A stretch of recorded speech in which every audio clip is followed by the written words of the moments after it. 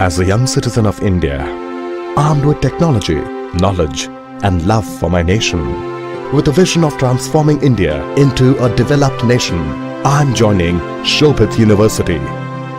What about you? Very good morning to all the participants from India and abroad. Shobhit Institute of Engineering and Technology Meerut, a NAC accredited with A grade and deemed to be university, and its Centers of Excellence, Center for Agricultural Informatics and E-Governance Research Studies, and Center for Agribusiness and Disaster Management Studies, extend greetings to all the participants who are attending today's national webinar series on doubling farmers' income by 2022 and beyond. Atmanirbhar Bharat in agriculture, and very important topic, smart tribal farming, empowering tribal farmers through indigenous and frontier technologies for sustainable livelihood opportunities and economic prosperity. Today is 116th edition, 17th August 2023. This webinar is very important. The topic in this webinar series is very important. Shobhit Institute of Engineering Technology, in association with the non-governmental organization and also other associated research institutions, we have launched a smart tribal farming project in a cluster of 10 to 15 villages from Kashmir to Kanyakumari, from northeast region to the west coast of India. On behalf of the Honorable Chancellor, Honorable Vice Chancellor, the faculty members of the university, and on my behalf, and as Professor Emeritus and Chairman of the Centers of Excellence, Center for Agricultural Informatics and E-Governance Research Studies, and Center for Agribusiness and Disaster Management Studies, Center for Informatics Development Solutions and Applications, and Center for Industry 4.0 Technology Studies and Application, and Center for Health Informatics and Computing, let me welcome today our guest speaker, Dr. Sundaram Seshadri. He is Honorary Secretary, Indigenous and Frontier Technology Research Center, Chennai, Tamilnadu. I wish to inform the participants and the speaker that the university regularly conducts two webinar series, namely National Webinar Series on Doubling Farmers' Income by 2022 and beyond, and on every Thursday, and International Webinar Series on Open Source Digital Technologies towards Self-Reliant India on every Saturday. So far, under this webinar series, the university has organized 115 webinars on the topic, very important topic.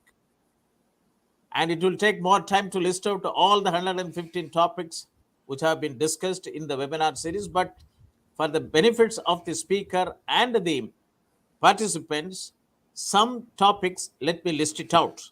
It started with role of agricultural cooperative societies and e-governance, and blockchain technology-based fishery value chain, self-contained village, a felt need of the day, smart hill agriculture, a digitalized hill agriculture value systems, integrated mariculture, aquaponics, and precision agriculture, smart tribal agriculture, optimizing value chain, digital agri-tech and industry perspective, weather decision technologies for increasing farm income, big data in smart farming, sustainable soil and land management for climate smart agriculture, how to generate additional profit via simple, attractive approaches in farm produce, realizing the economic benefits of agroforestry, closing the nutrient loop, phosphorus management in protein farming, agrobiodiversity, intellectual property laws,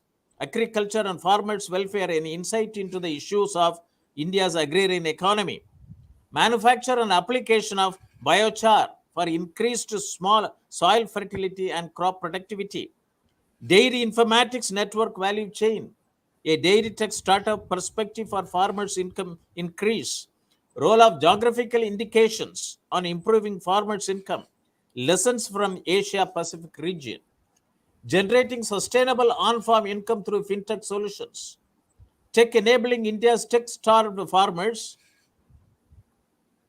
for manifold increase in productivity and income, open insurance ecosystem for agriculture producers, risk management solutions to overcome repercussions on farmers' income, market stability, and food safety.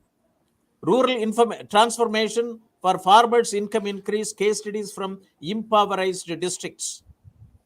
BAFE models of revival of traditional water management systems to enable doubling of farmers' income. Should we adopt farmers' welfare as a new paradigm instead of farmers' income? ICT intervention in agriculture challenges and opportunities. Democratizing the future of farming, a global experience. Model village development, a case study from Maharashtra.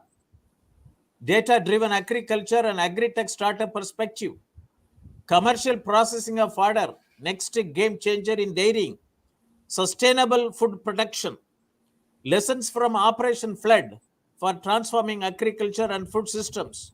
Farmers collective with value addition, a powerful business model for income increase for small and marginal farmers. Impacting lives through livelihood promotion and value chain development, case study of Viruthi impact model. Agriculture value chain, challenges and opportunities. Mushroom cultivation, a way towards self-reliance from agriculture waste and providing nutritional food security to the nation. Subhas Palekar natural farming, feature of farming rooted in Indian tradition. Doubling income of tribal families through value chain intervention on minor forest producers. Unnati Agri, internet in farmlands, key for prosperous farmers. Jackfruit informatics network value chain, a needed digital infrastructure for increasing farmers' income. Doubling of farmers' income through integrated agri value chain. Untapped potential for growth, co-create solutions to realize gains for farms, households, and communities. Neem tree, sustainable solutions to livelihood, chemical-free nutritious food, and global warming. Innovative future of farming, need for design of agriculture. Empowering rural farmers by co-creating value-added products. Harnessing opportunities in rainfed areas, pathway to prosperity. Agricultural resources information system path and micro-level planning for enhancing farm health. Fisheries value chain, empowering fisher folk and allied workers through digitalized fisheries informatic network value chain. Development of livelihood activities among tribals through Nature Science Foundation. Smart and collaborative agriculture, the way of the future. Climate resilient smart hill agriculture, Jawad Hills 2050, by through Sanjay Kumar Chowdhury. Pay agri, market linkage to farmers through digitalized agriculture value chain. Digital health informatics network value chain in tribal villages. Smart tribal farming, empowering particularly vulnerable tribal groups, Chenchu tribes in Nalamala Forest, Andhra Pradesh. Smart tribal farming, doubling ginger crop yield through natural farming method in Araku Valley, Alluri Sita Ramaraju district, Andhra Pradesh. Smart tribal farming, empowering tribal farmers, Goya Kondarati region of Godavari region through digital technology in sustainable agriculture and zero budget natural farming. Digital farm for doubling farmers' income, empowering through bioenergy farming and creating a more nutritious and sustainable food supply. Today is the 116th edition of this national webinar series, which will be addressed by Dr. Sundaram Seshadri, Honorary Secretary, Indigenous and Frontier Technology Research Center, Chennai, on a very important topic, smart tribal farming, empowering tribal farmers through indigenous and frontier technologies for sustainable livelihood opportunities and economic property. Dear participants, you see the keywords in the topic: smart farming, empowerment, tribal farmers, indigenous technologies, frontier technology, sustainability, livelihood opportunities, and economic prosperity. To develop any sector of economy, a nation essentially needs four main synchronized interventions, namely enabling policy environment, state-of-the-art technologies, financing mechanism, and entrepreneurship capacity. India is said to be a land of villages. Acharya Vinoba Bhave said, India is largely an agriculture country, Krishi Pradhan Desh, and a country of villages, Kram Pradhan Desh, more than 6.5 lakh villages. Agriculture sector is the foundation of Indian economy. It employs more than 50% of India's workforce and contributes almost 19% of its GDP. Climate change has both the direct and indirect effects on agriculture productivity, including changing rainfall patterns, severe droughts, flooding, and changes in the geographical redistribution of pests and diseases. India's labor-intensive and subsistence-based agriculture sector is particularly vulnerable to this development. According to India's census to 2011, 463 districts are home to, which are home to 916 million people, are extremely vulnerable to climate events. Indian farming community comprises of about 145 million operational holdings, of which 89% are small and marginal size operational holdings.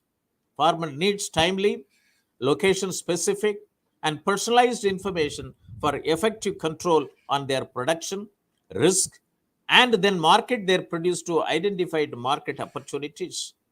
Many national level programs, be it Digital India, Make in India, Skill India, Startup India, Stand Up India programs, have faced operational difficulties for its impact at farm level and farmer level, that too at small and marginal farmers. I would like to quote our Honorable Prime Minister, Shri Narendra Modi. At the 7th Governing Council meeting of Niti Aayog held on 7th August 2022, he said in his opening remarks, I quote, the need to focus on modernized agriculture, animal husbandry, and food processing to become self-sufficient and global leader in the agriculture. We have undertaken reforms through digitalization of agricultural reform systems. Under Dr. Ashok Dalwai, Government of India has established a national committee on doubling farmers' income by 2022. It has submitted its report in September 2018. I was closely associated with this committee and I chaired as a group leader for 2 volumes. Volume 11, titled Empowering the Farmers Through Extension and Knowledge Dissemination. And Volume 12B, Digital Technology in Agriculture. Volume 12 is Science and Technology for Doubling Farmers' Income. And since the Volume 12B, they put it as a separate volume titled Digital Technology in Agriculture, which I co-chaired. It talks about 7 mission mode programs. Doubling farmers' income also talks about 7 sources of income which have to be exploited, undertaken. And this volume 12B also talks about 7 mission mode program for total digitalization of Indian agriculture systems. Digitalized agriculture, Digital India, Make in India, Skill India, Startup India programs to be synergized at village level and farm level in 3 categories: smart irrigated farming, smart rainfed farming, and smart tribal farming. Many people asked me, why, Professor Moni, it is fine smart irrigated farming and smart rainfed farming, why smart tribal farming? I said it, yes, tribal agriculture is a sustainable agriculture which we never gave any importance. Government of India has come out with the tribal sub-plan. Now they call it as a scheduled tribe components. And many science and technology components of tribal sub-plan never reached the tribal villages. And it is supposed to be coordinated by more than 36 departments at the central level and at the district level, many equivalent number of departments. And tribal villages never got any modern technology. Maybe some sample tribal villages can be shown that they have been advanced. But By putting smart tribal farming, now this is an era of digital India, make in India, stand up India, scale up India, startup India, and tribal agriculture also will have technology adoption. As per the Government of India program under BharatNet, every Gram Panchayat is supposed to get 1 Gbps internet connectivity, and through PM Hony program, Wi-Fi access to all the remote villages.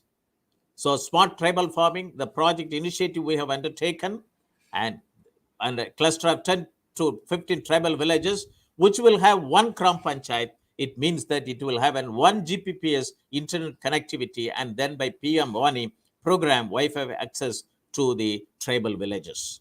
So this 7 mission mode program, smart irrigated farming, smart rainfed farming, and smart tribal farming, digitalized agromet advisories and agricultural risk management solutions, digitalized agricultural resources information system and micro level planning for achieving smart village and smart farming, digitalized value chain for 400 and agriculture commodities, digitalized access to inputs, technology, knowledge, skill, agricultural finance, credit, marketing, and agribusiness management to farmers, digitalized integrated land and water management systems, and digitalized farm health management for reduction of farmers' loss, to have an integrated view of human health, plant health, animal health, soil health, water health, fish health, and environmental health. It is a $1 trillion data economy. Seeing this data, they're all verticals. If this health-related parameter data is seen through a GIS technology over a village, we don't have to go for a national lockdown hereafter for any situations. And that's why it is a $1 trillion data economy. India can have a data center with 10,000 data scientists to provide data health digitalized health informatics for the whole world. And our farmers, farm sector, and villages are the foundation of Atmanirbhar Bharat, said by our Honorable Prime Minister in his Man Ki Baat program on 29th November 2020. Smart tribal farming, digital transformation of agriculture in tribal areas for manifold tribal farmers' income, a component of digital Dr. Ashok Dalwai Committee on Doubling Farmers' Income by 2022, Mission 2018. Pilot project in a cluster of 10 to 15 villages, tribal villages in districts of India, have been initiated, undertaken by Shobhit Institute of Engineering and Technology, Meerut, in association with the non-governmental organization and public-private research institution of India for food, nutrition, health, livelihood security, and economic prosperity of tribals. So today's topic is very much relevant. Smart tribal farming is a digital transformation of agriculture in tribal areas for manifold tribal farmers' income. Tribal population of India constitutes about 18.9% of total population in about 1.42 lakh villages, predominantly across the forest and hilly regions of the country. Traditional tribal agriculture is a sustainable agriculture which has to be promoted so that they become part of a global value chain. As of now, agriculture value chain in tribal area is very primitive. And we have Atmanirbhar Bharat. This is our Honorable Prime Minister Modi's, make India self-reliant economy. And we have Atmanirbhar Bharat in agriculture. And we have Amrit Kal led up to 100. By 2047, India will become a digital, a developed India at 100. And we also have a blueprint for achieving Amrit Kal, which is futuristic and inclusive. Even India's budget to 2023-24 talks about Saptarishi priorities, which talks about digital public infrastructure for agriculture. It encourages agri startups and also natural farming. We have Sustainable Development Goals of United Nations and the Agenda 2030, which is expected to provide the future we want. 17 goals and 169 targets to be achieved.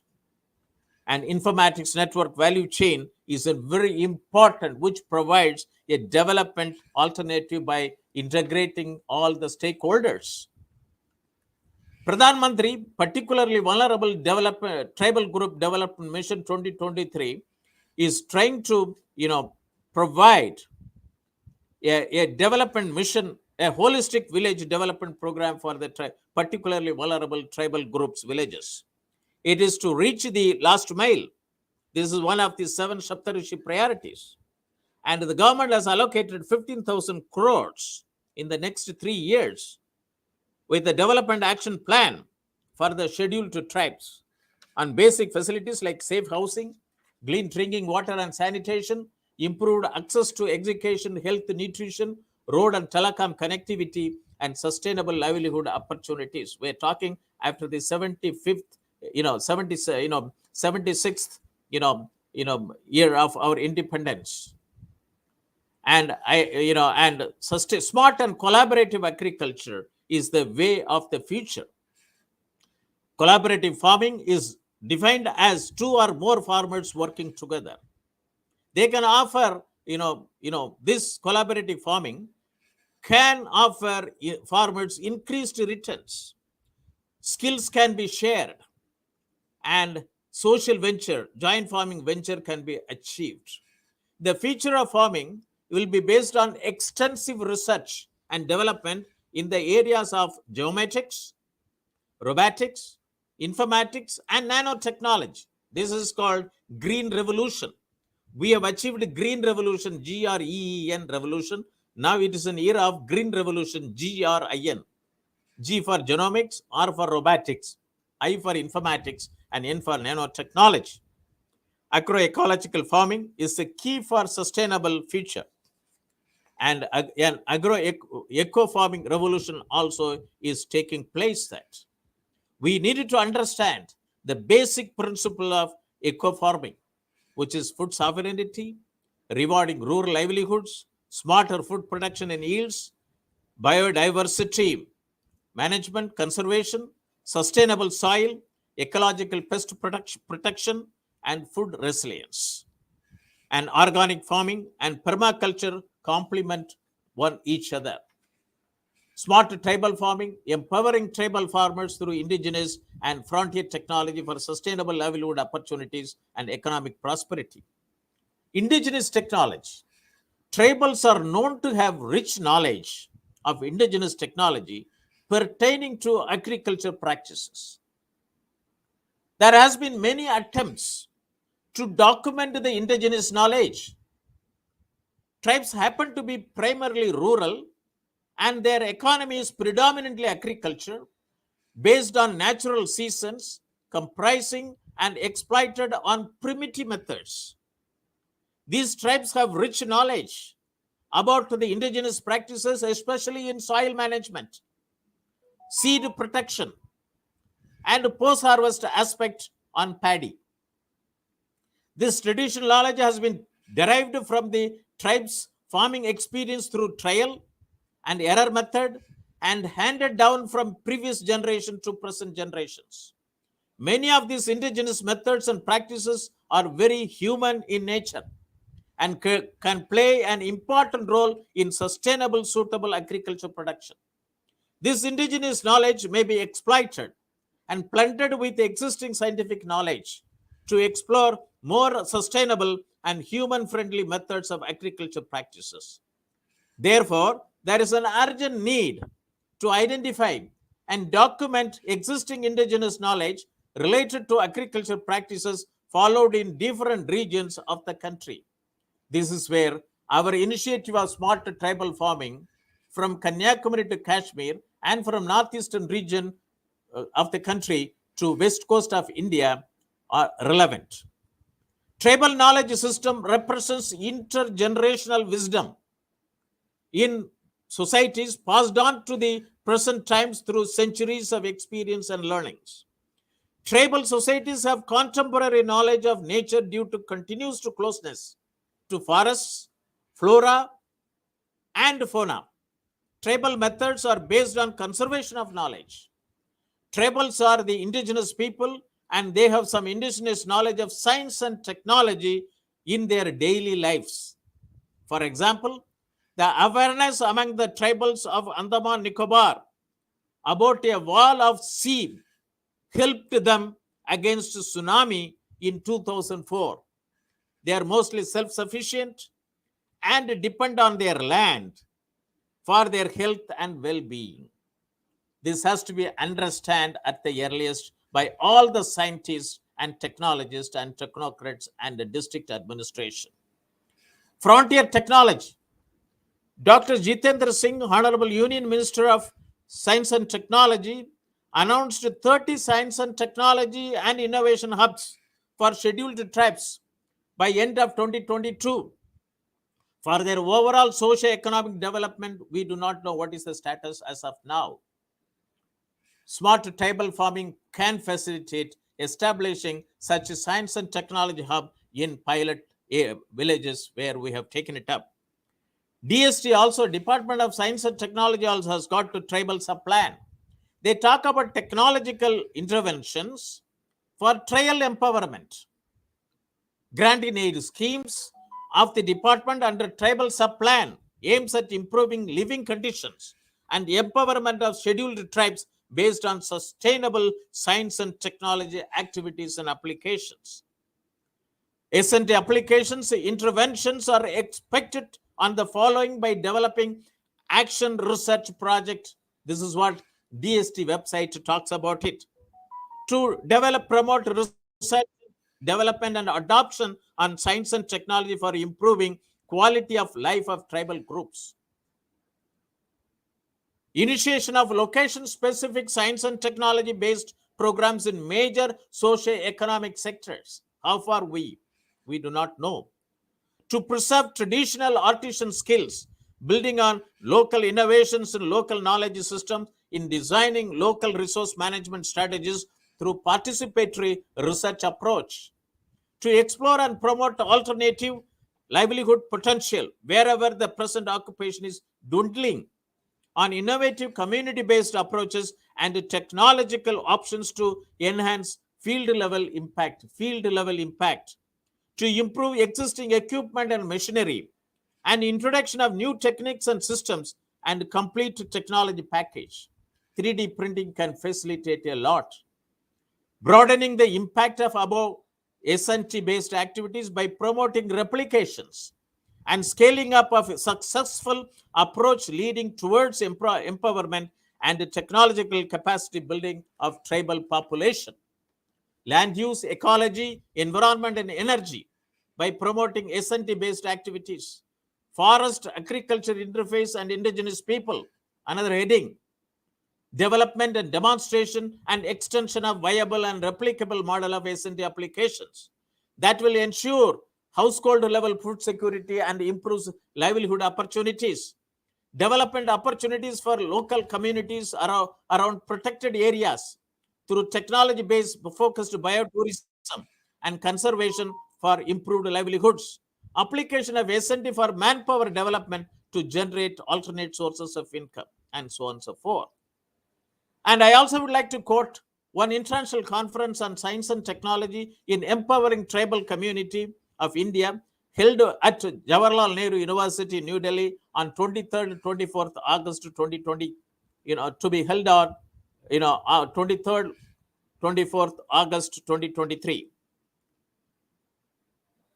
And this talks about tribal way of life and sustainable development, technological intervention and tribal land rights, indigenous knowledge system, health, education and agriculture technology for tribal welfare, promotion of innovation and entrepreneurship for tribal welfare, digital repository of tribal culture, challenges to indigenous tribal languages, challenges to indigenous faith in modern world, technology and tribals and independence struggle, tribal rights in pre and post-harvest independent India, tribal and digital inclusion, ICT and tribal empowerment and technology women empowerment. And I wanted to quote all those things because they're all relevant for today's topic. Currently, Dr. Sundaram Seshadri, our guest speaker today, is mentoring individuals in science and technology and rural development programs, helping farmers and rural youth for better livelihood through organic, regenerative agriculture practices, and concentrating more on promoting and establishing collaborations in natural resource management, microbial technology, ecological regenerative agriculture, sustainable food systems, entrepreneurship for development of interventions aimed towards rural areas. Let us now turn to the address by Dr. Sundaram Seshadri, Honorary Secretary, Indigenous and Frontier Technology Research, Chennai. This topic, and a very important topic, smart tribal farming, empowering tribal farmers through indigenous and frontier technology for sustainable livelihood opportunities and economic prosperity. Today's topic will motivate and galvanize the participants.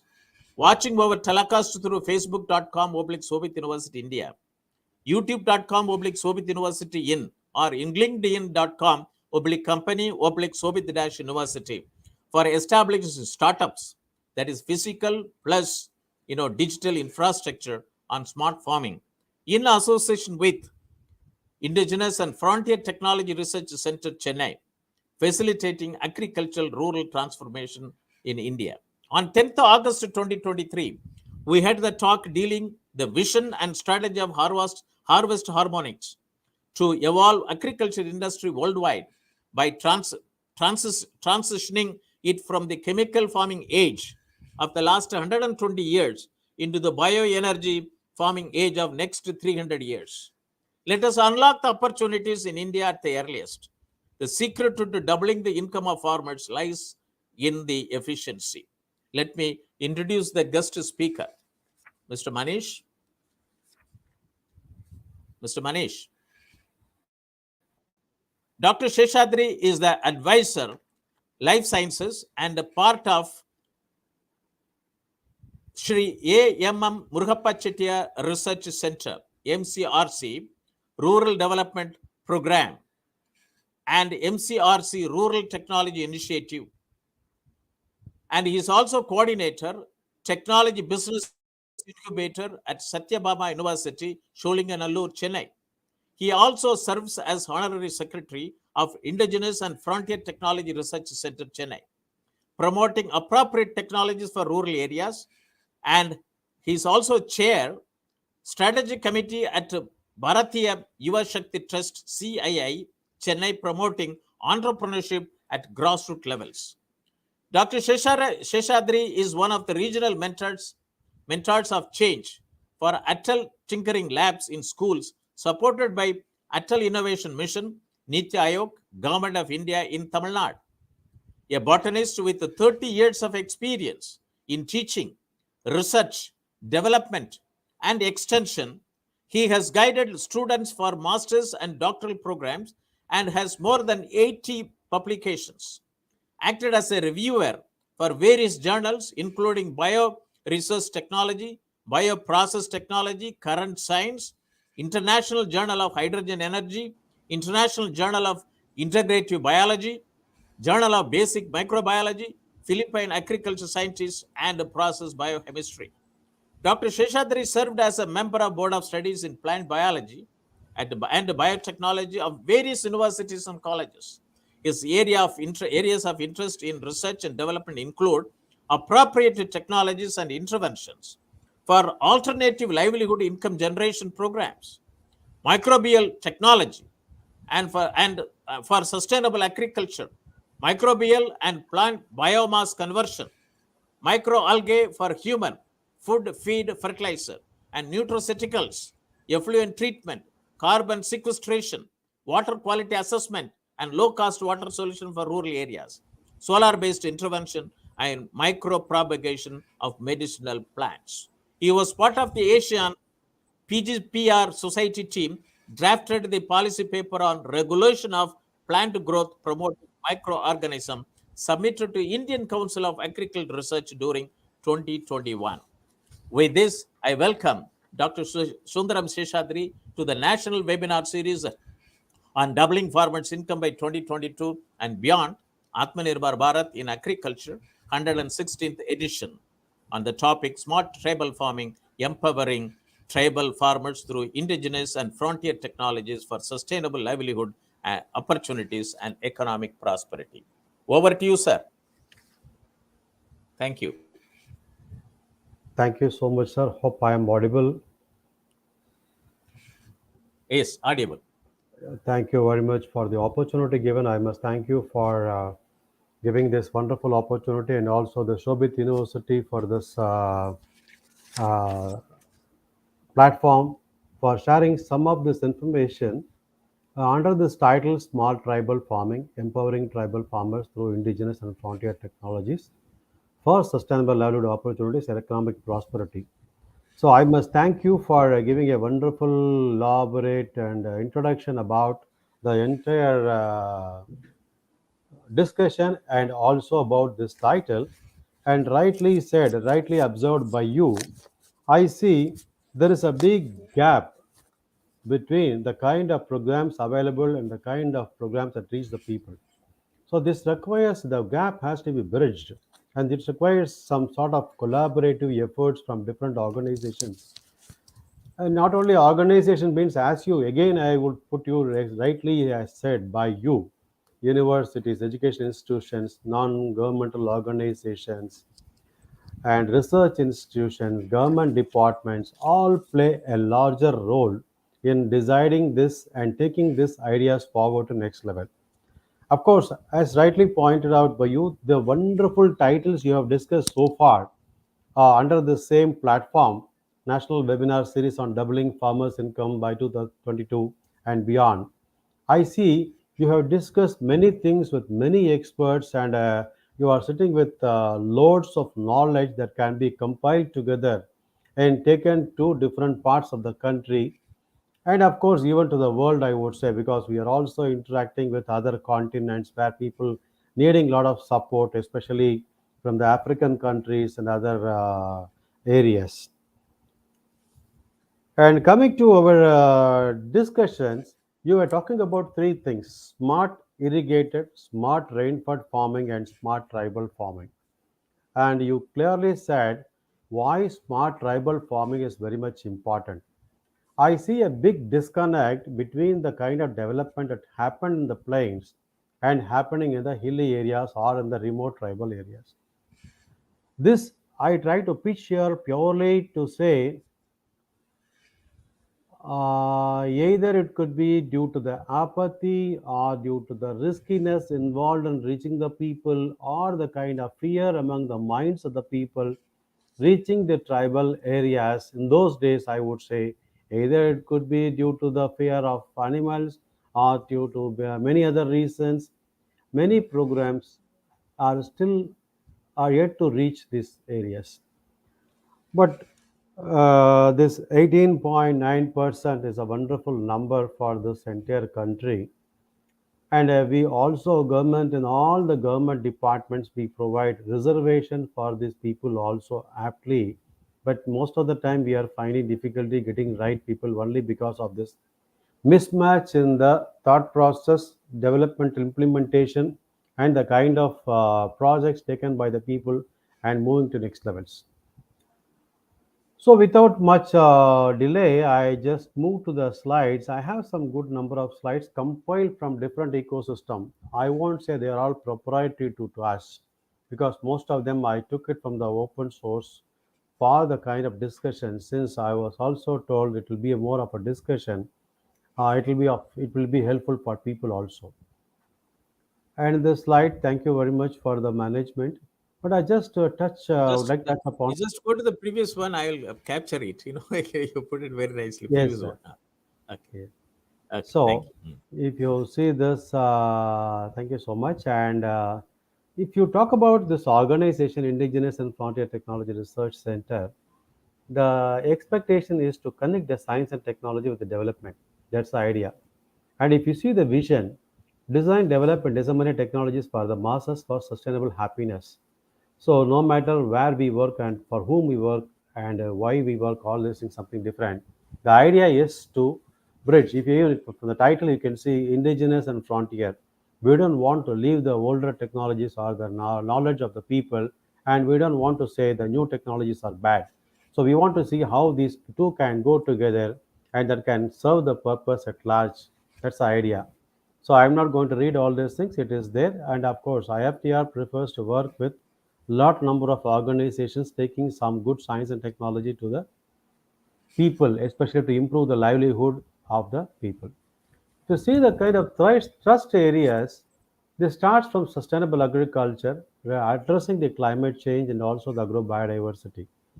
We don't want to say that we are just like that we are following the modern trend and say we are going with the crowd, but how best we can try to be grounded and help the farmers to understand the nature, understand the ecosystem, understand the habitat, and what they do, and then link that with the society to go to next levels. And the kith and kin of that is that the nutrition and food. The next one is water and sanitation hygiene of the villages where farmers live, because everything is farmer centric. And we can see this how people can also engage themselves in entrepreneurship, be it women, youth, or the individuals, whoever they want to, and then help the people, especially the farm associated people, the children in education and the skilling of these people.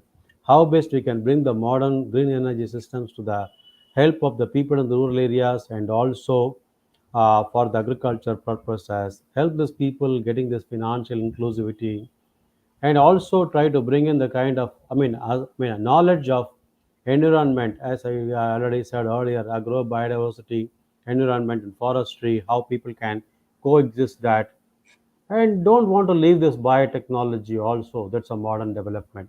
So we try to work on this, and the approach, it goes to education, training, sustainable agriculture, health, because all these things revolve around the rural areas.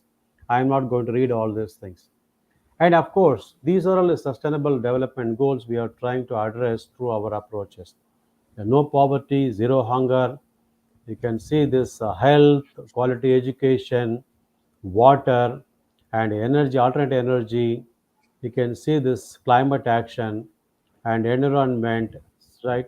And of course, life on the land. These are all the areas we are trying to bring in our approach. The next slide, I just following few or 10 slides, I would like to also dwell upon this.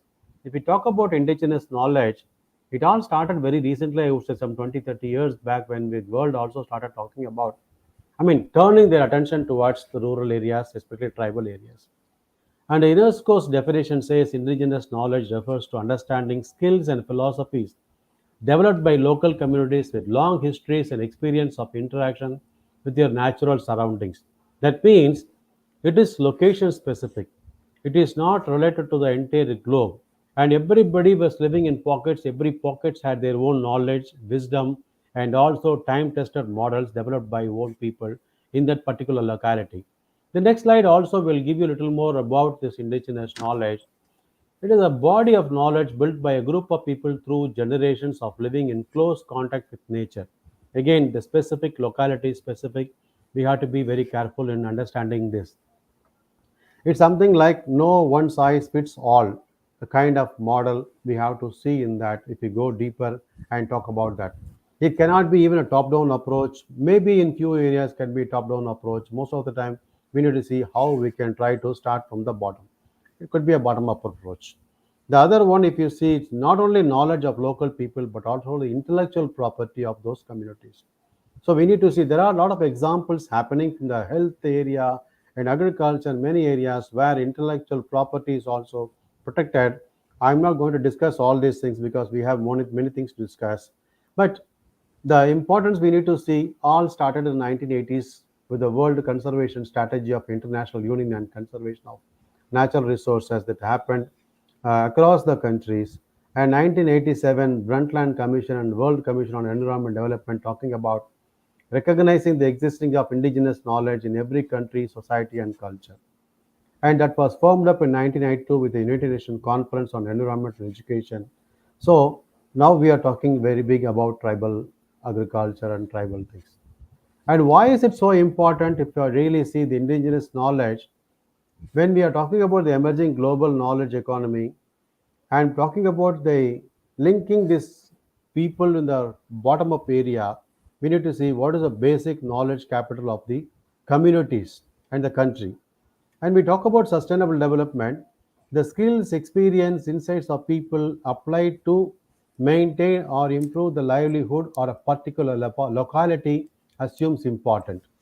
And this also has to do with significant contribution. I talk about here, this is written here global knowledge, but more to do with the localized knowledge, localized medicine, localized veterinary maintenance, localized health systems, and localized livelihood. All these things carries more important. And finally, if you see the social capital of the poor is the main asset to invest in the struggle for survival. So every locality had its own signature way of struggle and signature survival methodologies identified with resilience and generations. And here, when we talk about this farming system approach also assumes more important. We talk about this here. We can see the scientific advance, how this indigenous knowledge and scientific advancement knowledge can go together. This is what we are going to discuss in the future slides. We will discuss later. And this, if you see this indigenous technical knowledge and scientific knowledge, these are all the open source information only for brushing our knowledge. I'm bringing all these things that gives the precise measurements. The scientific knowledge gives the precise measurements for the traditional knowledge. And the scientific knowledge gives breeding and biotechnology knowledge to the indigenous knowledge. And this gives development of package of practices as technology for widespread adoption to the traditional addition to the traditional knowledge.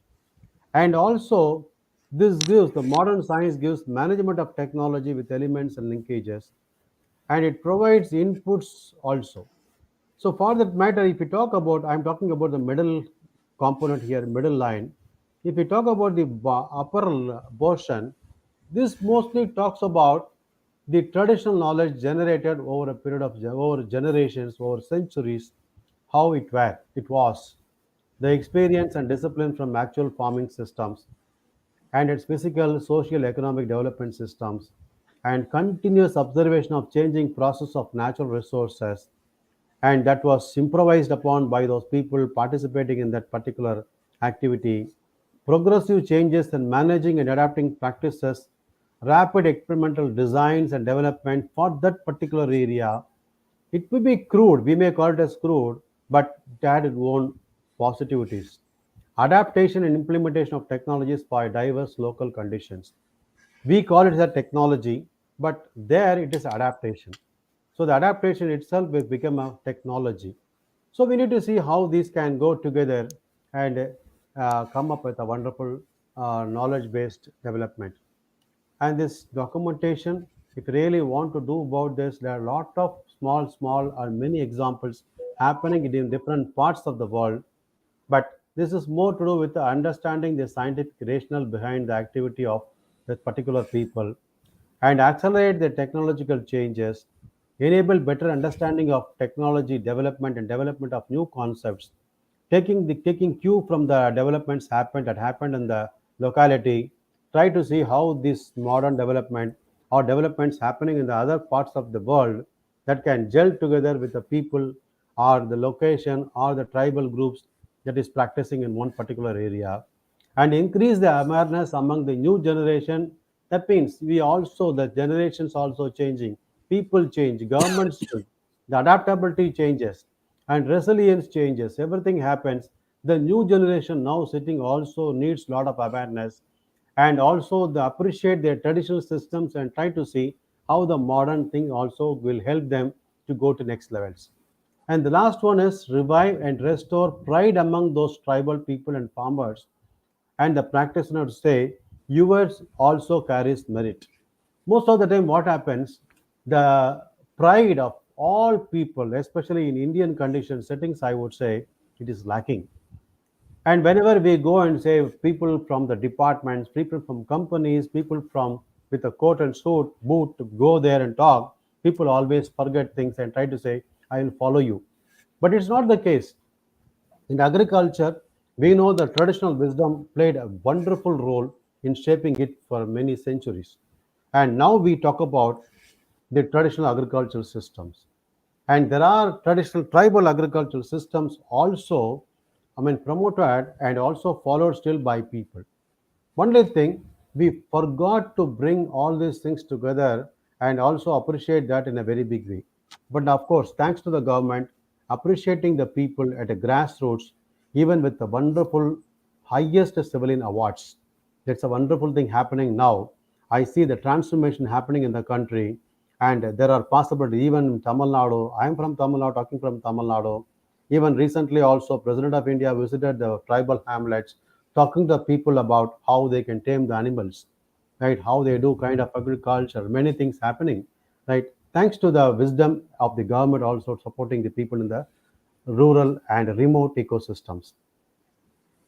And this is more important. The indigenous systems are time tested and developed for people of a particular locality, as I said earlier, and robust practices accumulated by the people or farmers due to constant experimentation and innovation that happened over a period of over generations, over a period of years. And it also, as rightly said by Professor Moni in his introductory part, the trial and error happened over generations that also gave a problem solving approach for people to adapt themselves to particular climate conditions, vulnerabilities, soils, climatic conditions, rainfall, everything. And that also gave them the adaptive and decision making skills to lead their life very happily. And all these things were not written in papers or the CDs or our hard disk. It mostly orally passed through generations. So must appreciate this and take it to next levels.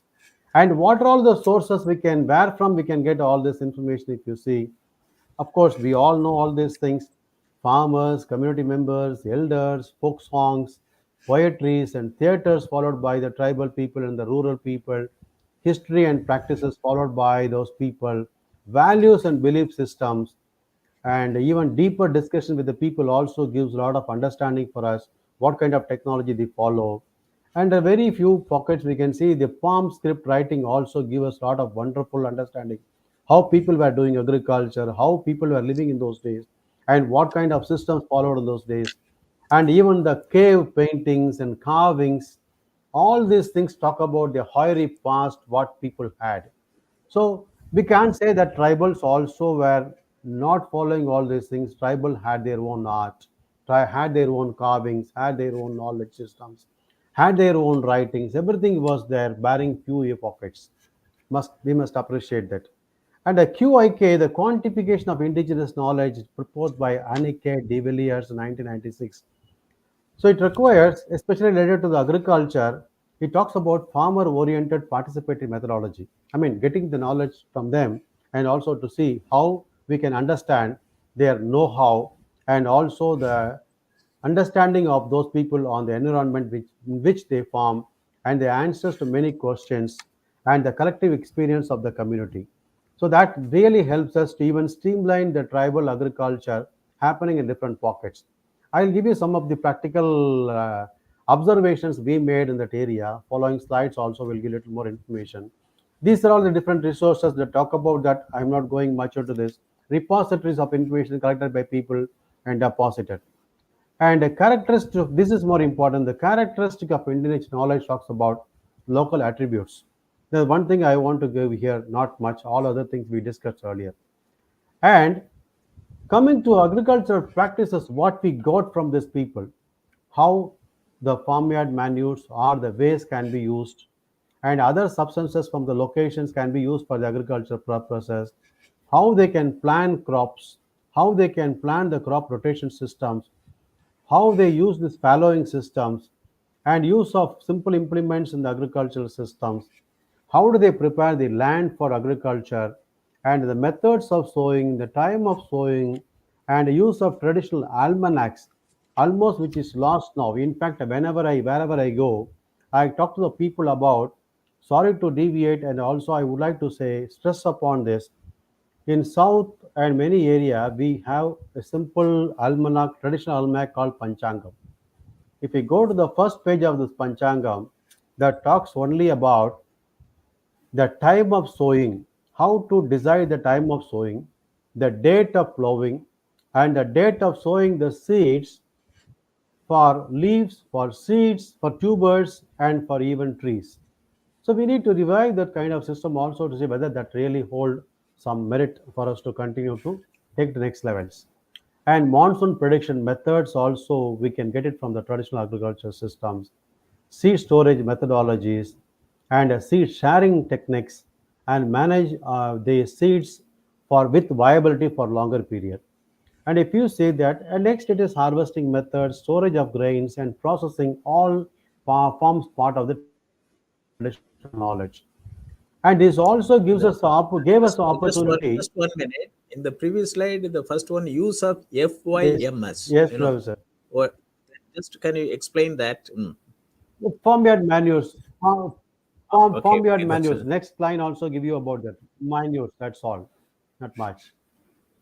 And this opportunity that gave us from the traditional knowledge is these things, Panchakavya, Gunapajalam, even Padakadi Karaisal, what we talk about, Amrita Karaisal, and even there are knowledge on the topsoil replacement in the traditional system, use of tank silt in agriculture, natural composting systems, how to use different leaves as mixtures or different trees for avoiding the pests and diseases, and use of buttermilk and tender coconut, even use of your asafoetida in giving the plant growth and also managing the pests and diseases, natural fencing structures, what kind of plants that can be used as natural fences instead of going for very expensive fencing systems used in the modern agriculture system to protect their land, all these things, and the kind of jugad scarecrows used by farmers across the country.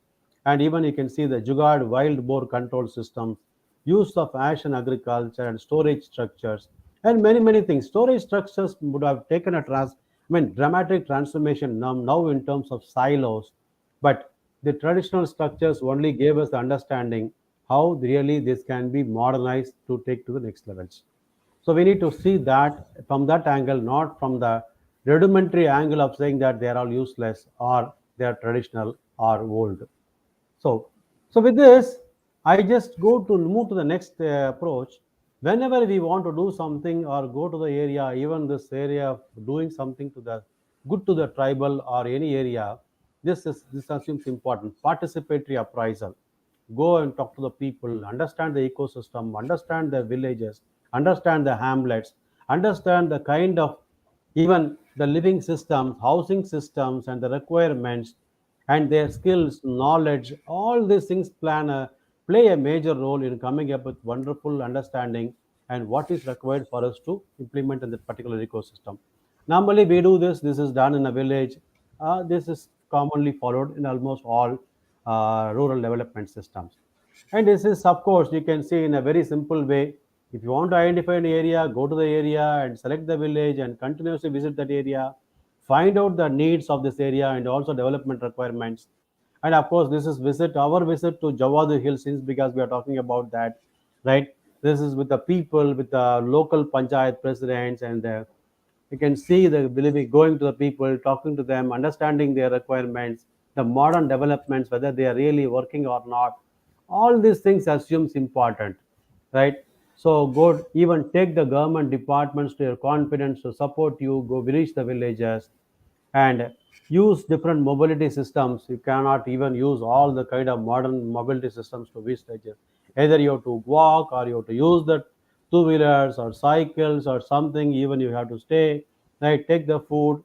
So this visits assumes important and getting their knowledge is important what they have. So these are things what we did in different tribal settings and ecosystems to get more information, right? So you can see this. Just I'm just rushing through the slides to give you a glimpse of how No. things. These are all very important things. Don't rush through. Yes, sir. So sometimes Just people. I'm giving the photographs, that's all, photographs of No, giving the such let information, right? And visiting the schools, tribal schools where government runs, where a forest department runs, where the tribal department runs. So different methodologies are there. You can see the construction methodologies used by people, roofing systems used by people, and the kind of animals there. So all these things are to be captured to come with wonderful blueprint. Even you can see the forest. You can see here. You can the old solar systems which is defunct now. So all these things to be captured to go to next levels. Coming to agriculture, if you see at a larger level, we talk about sustainability of agriculture. So this is coming under this. You have the smart agricultural systems, and I'm not going to read this Food and Agriculture Organization definition, but it encompasses everything. Sustainable agriculture conserves land, water, plant, animal genetic resources, and environmentally non degrading, technically appropriate, economically viable, and socially acceptable. So, this is the definition given by FAO in 1991, and we have to work towards that. And if you see, if you go a little down further, sustainable agriculture gives you under the six areas: improved environmental health, which is more important, minimization of off-site environmental impacts, reduce the environmental risk, optimized resource usage and conservation, high production benefits and low cost production. So very assumes in agriculture this assumes important. Improved food production systems. So smart agriculture also talks about that. The following slides will give you little more information. Only thing we are trying to move from the traditional system to the modern system, and we know very well change is inevitable and growth is optional. But we have to adopt the growth model and move further to next levels. And World Bank also in agriculture talks about three challenges: rising the agricultural productivity, reducing the rural poverty, and ensuring the agriculture growth. Can So you these just go to the can you just go to the previous one, previous slide? yes, Just can you just talk about more on this one, because this will be more relevant at the grass our pilot projects which we are taking it at now. Mm. yeah. The thing is, this is very simple. Following slides will give more information. As an introduction only, I gave this slide. If you see this, we can't sit to traditional systems. We had bullock carts, bullock driven, many implements using bullets. But the thing is, we are changing now. We are moving from traditional to modern systems. Somewhere or other, we need to see how the process can be, seamlessly adopted by the people. Even the tribal settings also, we need to see how this can be done. So I just brought this wheels so we know how the transformation of humans happened, right?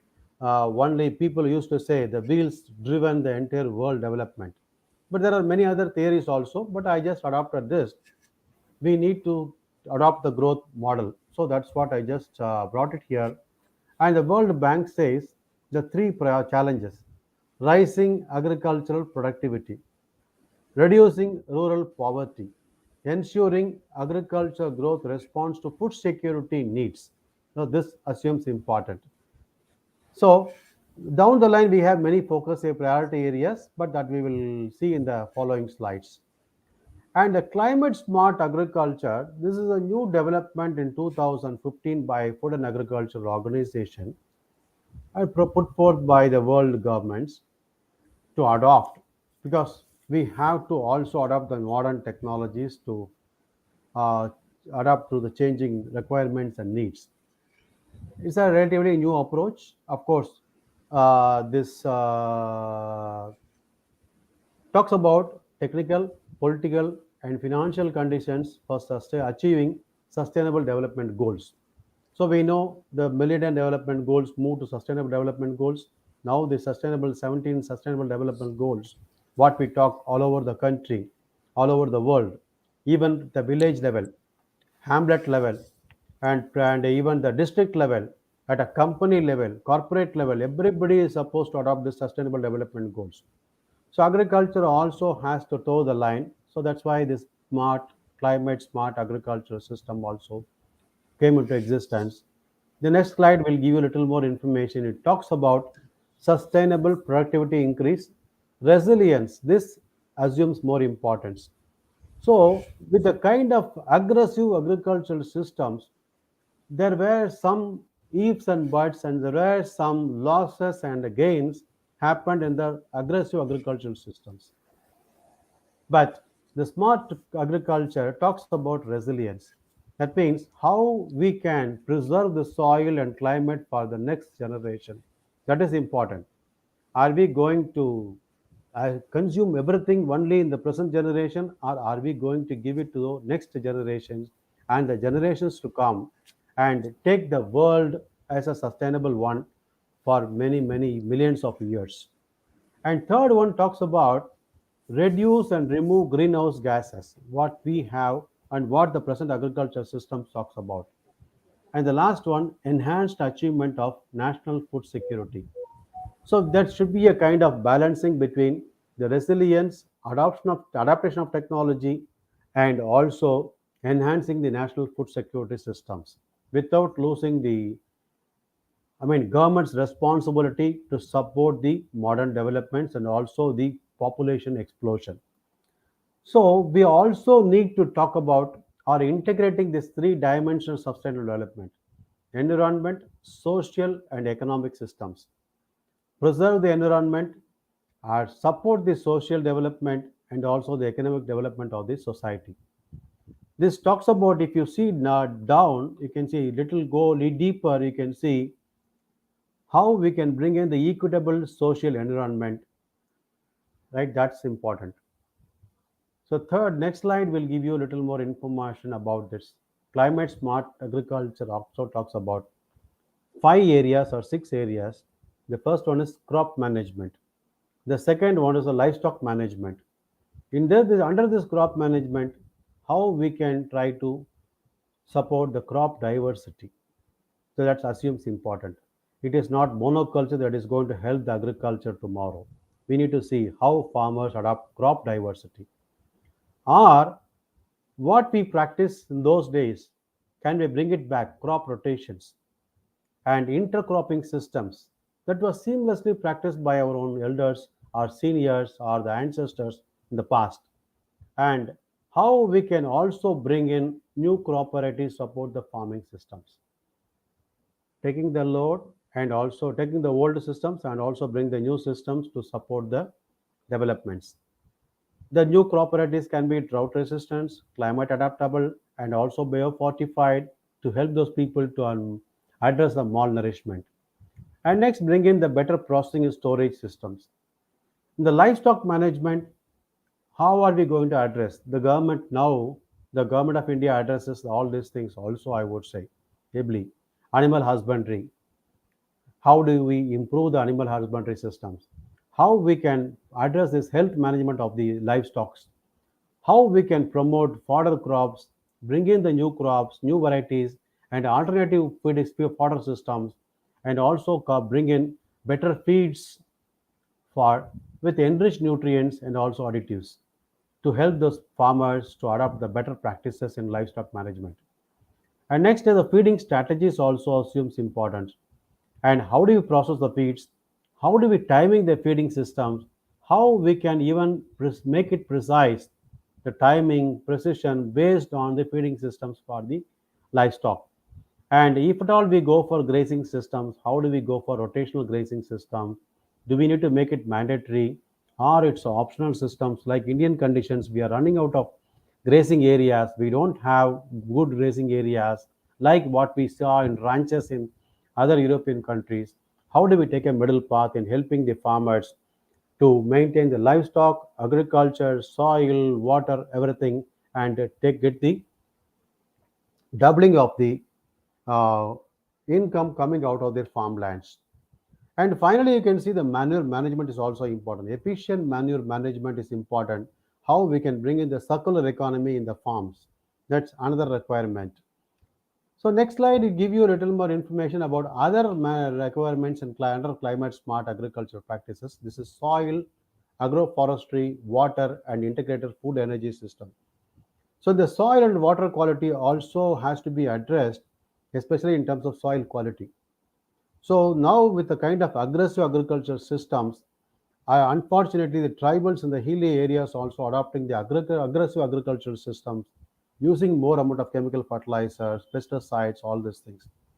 How do we help the tribals to understand and reduce their use of chemical fertilizers or optimize the chemical fertilizer use and reduce the chemical pesticide use and support them in going to adopt or in adopting the circular economy in the specific ecosystem, either individually or as a community also. In the tribal settings, community can play a major role in doing that. But only thing it requires bringing people together to address all these things.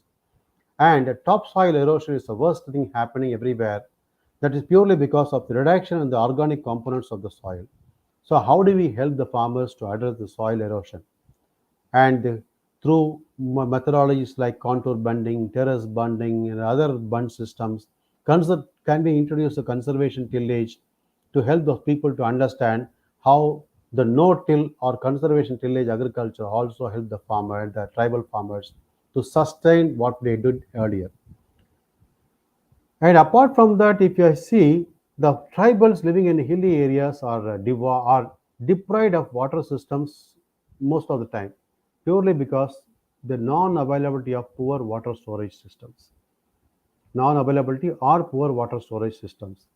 How do we bring in the on-farm or the community water storage structures so that they can do agriculture continuously for two crops or even three crops at times?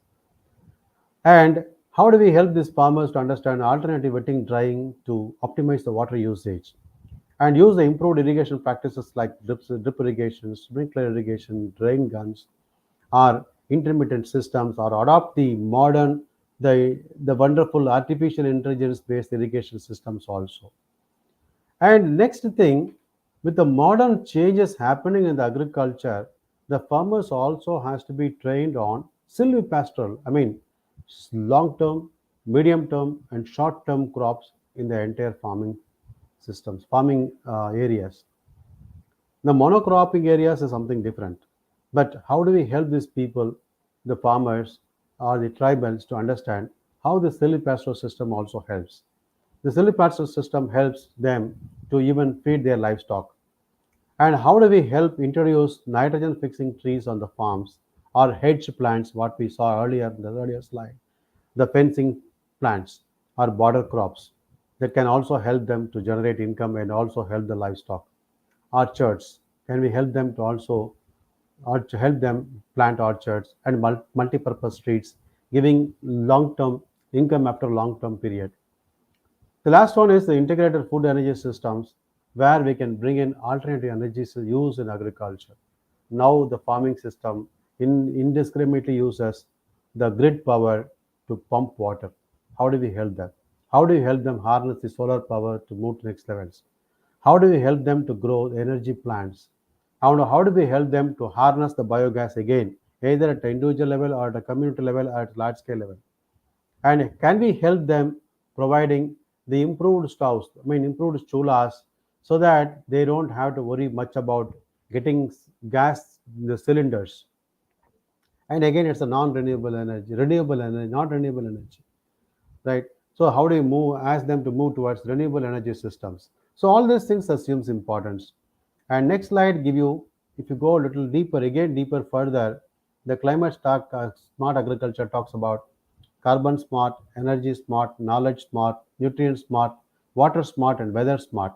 What are all those things? Next first 6 slides will give you a little more information about that. The carbon smart talks about no till or zero tillage.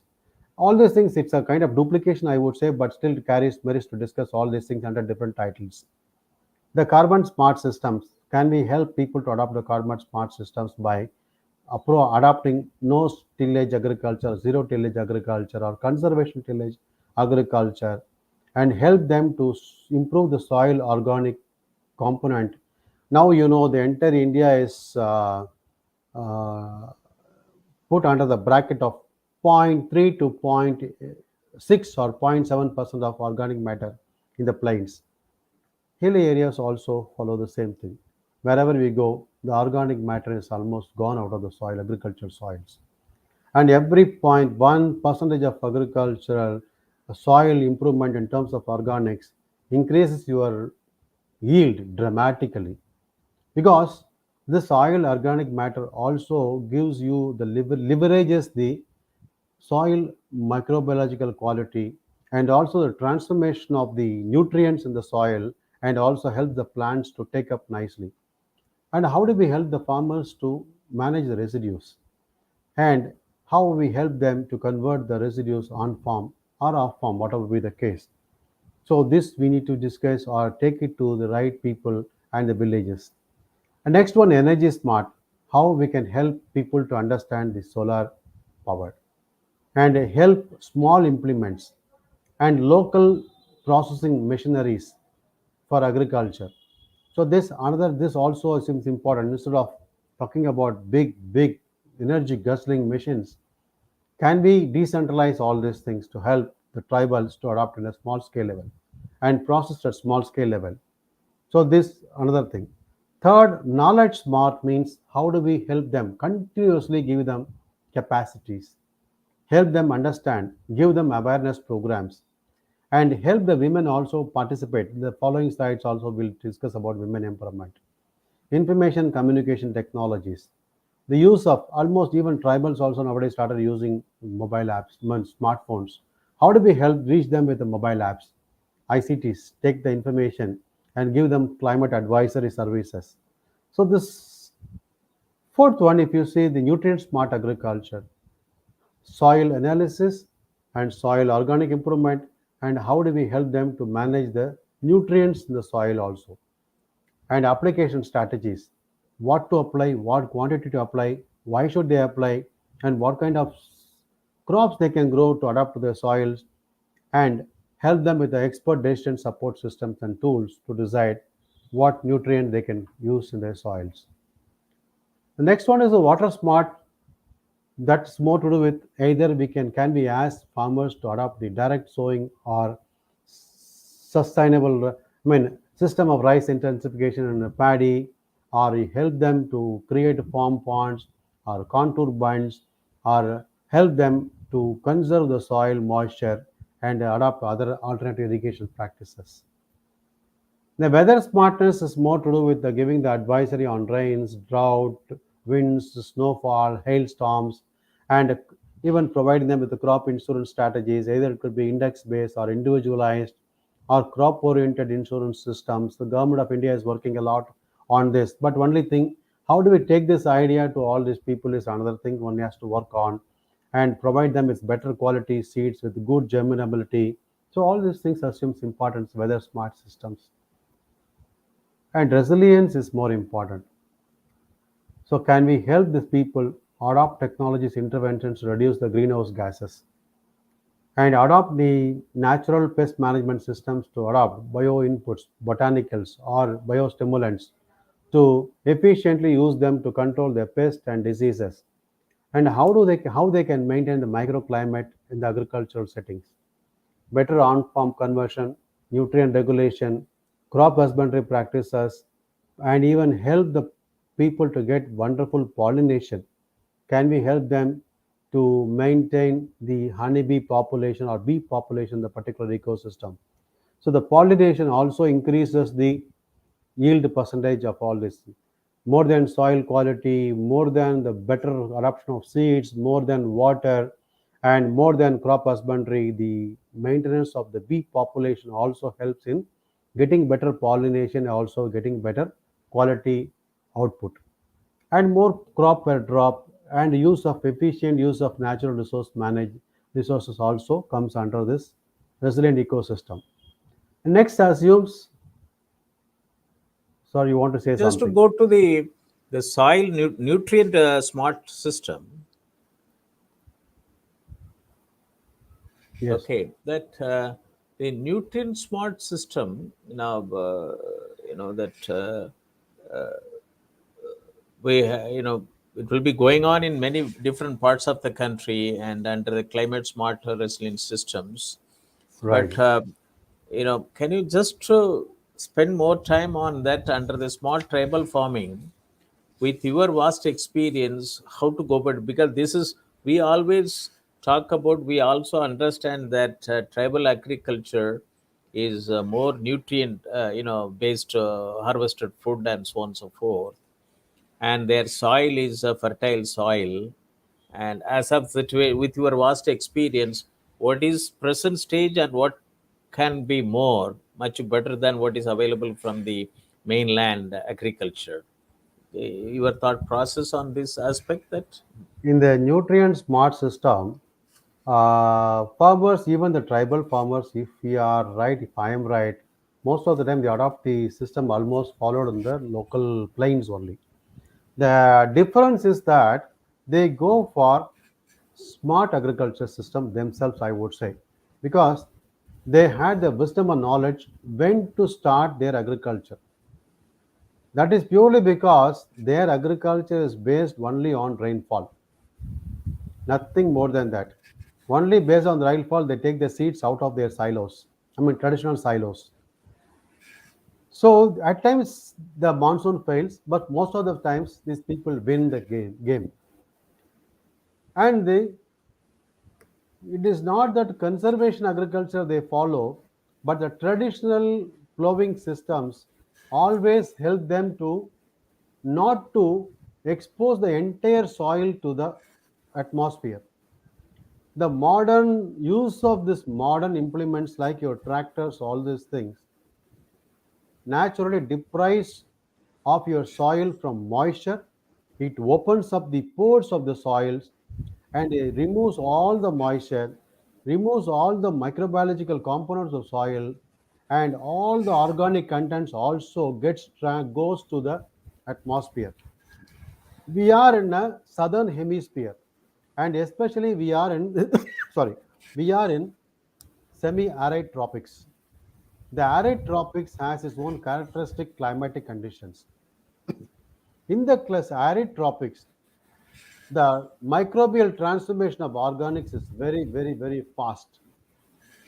So once the rains are stopped, if you see your soil is closed, there is a possibility even the stubbles in the soil also manage good amount of moisture in the soil.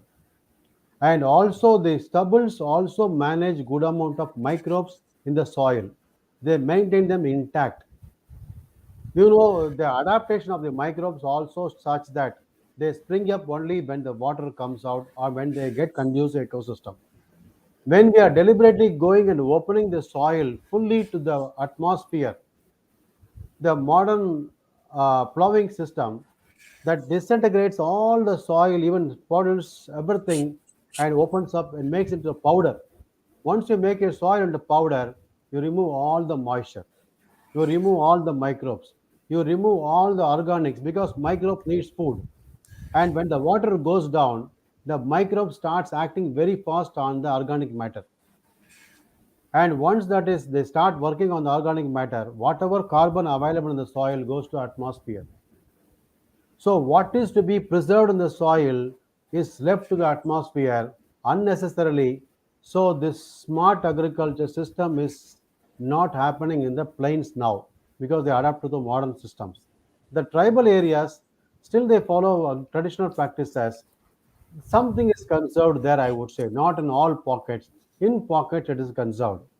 So we have to teach them how not to open up the soil and remove all the carbon from the soil to go to the atmosphere. We need to help them to conserve this. So that is a nutrient management technique, I would say. Because if you see, one of our good friends always used to say, our plant is made up of all elements. We know in agriculture we used to study this. Chopkins, Cafe, Mighty Good, all these things. The carbon, hydrogen, oxygen goes out to the atmosphere because they have a gaseous cycle. And nitrogen also goes out. Carbon, hydrogen, oxygen, nitrogen all goes out. And what we left, whatever that don't have the, gaseous cycle can be found in the soil. That means the phosphorus, the potassium, all other elements always gets conserved there. If you are not removing them too far places, we will not be removing the nutrients also from the soil. But if the people eat there and excrete there, and this is circular economy, the nutrients also get cycled in the ecosystem. Whereas now what happens, we are removing all these things to far off places, so that requires the micronutrient replenishment also to be done there in the particular areas. That is why we talk about biofortification, all these things. Malnourishment also comes in play. So this is a trade-off between the modern system and the old system. But invariably, it also requires replenishing the soil with micronutrients. That also has to be discussed at a different platform. So I'll go to the next slide also, sir. Considering the time, we are 12:20, we have to complete. And No, the harvest, yeah, no, you and take time. we also have to provide the harvesting, processing, storage, and supply chain management. The smart agriculture talks about that. The climate smart agriculture talks about that. But in that, how do we help them reduce the post-harvest losses? and give them better processing facilities to get the quality and quantity out of their farms, not to leave anything the farm, right? Third, better conversion prospects as a byproduct, as a kind of value addition to the products, and how to help them increase the shelf life of the products by providing better storage facilities, and also provide them and the opportunities to reduce the carbon footprints, and help them also to share all these things locally. Take that locally to market it. And it's here we talk about the women empowerment, especially women need startup support system, and taken them take we have take them into confidence to provide better decision support processes. So next slide, our approach talks about all these things. Already we talked all these things, so I'm not going much into this area, right? So we adopt all these things invariably whenever we talk to the farmers. These are some of the photographs, what we do. And of course, whenever we go to the farmers, we talk about all these things: climate awareness, water conservation, quality management, crop diversification, all these things we talk about, village resource recovery, livestock management. The next slide will give you a little more information about the kind of awareness program, what we do, and what we talk to the farmers. We take many partners into the process. We go to the farmers, we talk about the new developments and the old technologies and how they can adapt to the new developments also, right? And give you a glimpse of the different farmer awareness programs organized in different pockets. And of course, this also talks about the same thing. Is a farmer interaction come awareness program, we call it as, we do in different pockets. And this talks about this smart agricultural systems. How do we take many players in this process to give solutions to the people and the farmers, be it a farmer in the plains or a tribal farmer? So, people in information communication technology, people in certification process, the soil analysis, input supply systems, weather advisory, and crop production systems, insurance and credit systems, small implements, and storage facilities, government support systems, all these things that can be taken in the local languages to help them plan as a community and come up with land preparation and crop planning. So this can be done in a small pockets. With the bottom you can see locations. 500 to 1,000 farmers are given, but even it can be smaller also, so that planning goes efficiently. And the next slide will give you information about what are all the components we can talk about under the climate resilient and smart agricultural practices. They reduce greenhouse gas emissions, increase the soil cover, less tillage, water use efficiency, soil quality management, and agricultural resilient practices. Some of the photographs on the following slides will give you information about what we do. Of course, we discussed about conservation agriculture. I am not going into this. This is from CIMET, and I just took it for only for the, discussion purposes. We talked about this, right? And we discuss. We go to the farmers. We talk about we give awareness. We take the soil. We analyze the soil. We give them the soil and available nutrients, right? And that goes as an advisory. So they get all information about these things: carbon, nitrogen, oxygen, phosphorus, potash, organic matter. Even they get information about calcium, magnesium, sulfur, sodium, iron, manganese, copper, zinc, boron, molybdenum, all these things. These are different technology used for this analysis purpose. Of course, this is in a testing levels, and we reached many number of farmers. We are doing in different pockets. The same thing can be taken to the farmers. This is done by Murugappa Chettiar Research Center Law. We take their help profusely in enlisting the farmers. And of course, we also help the farmers how to convert their farm produce into panchakavya and humic-rich liquid fertilizers. We do this deliberately to help the farmers to reduce the burden in terms of weed, weed management. If they use the farmyard manure directly, the seeds of the weeds also gets into the farms. So that also become a headache for the farmers. But now here they convert it into a panchakavya or liquid fertilizer.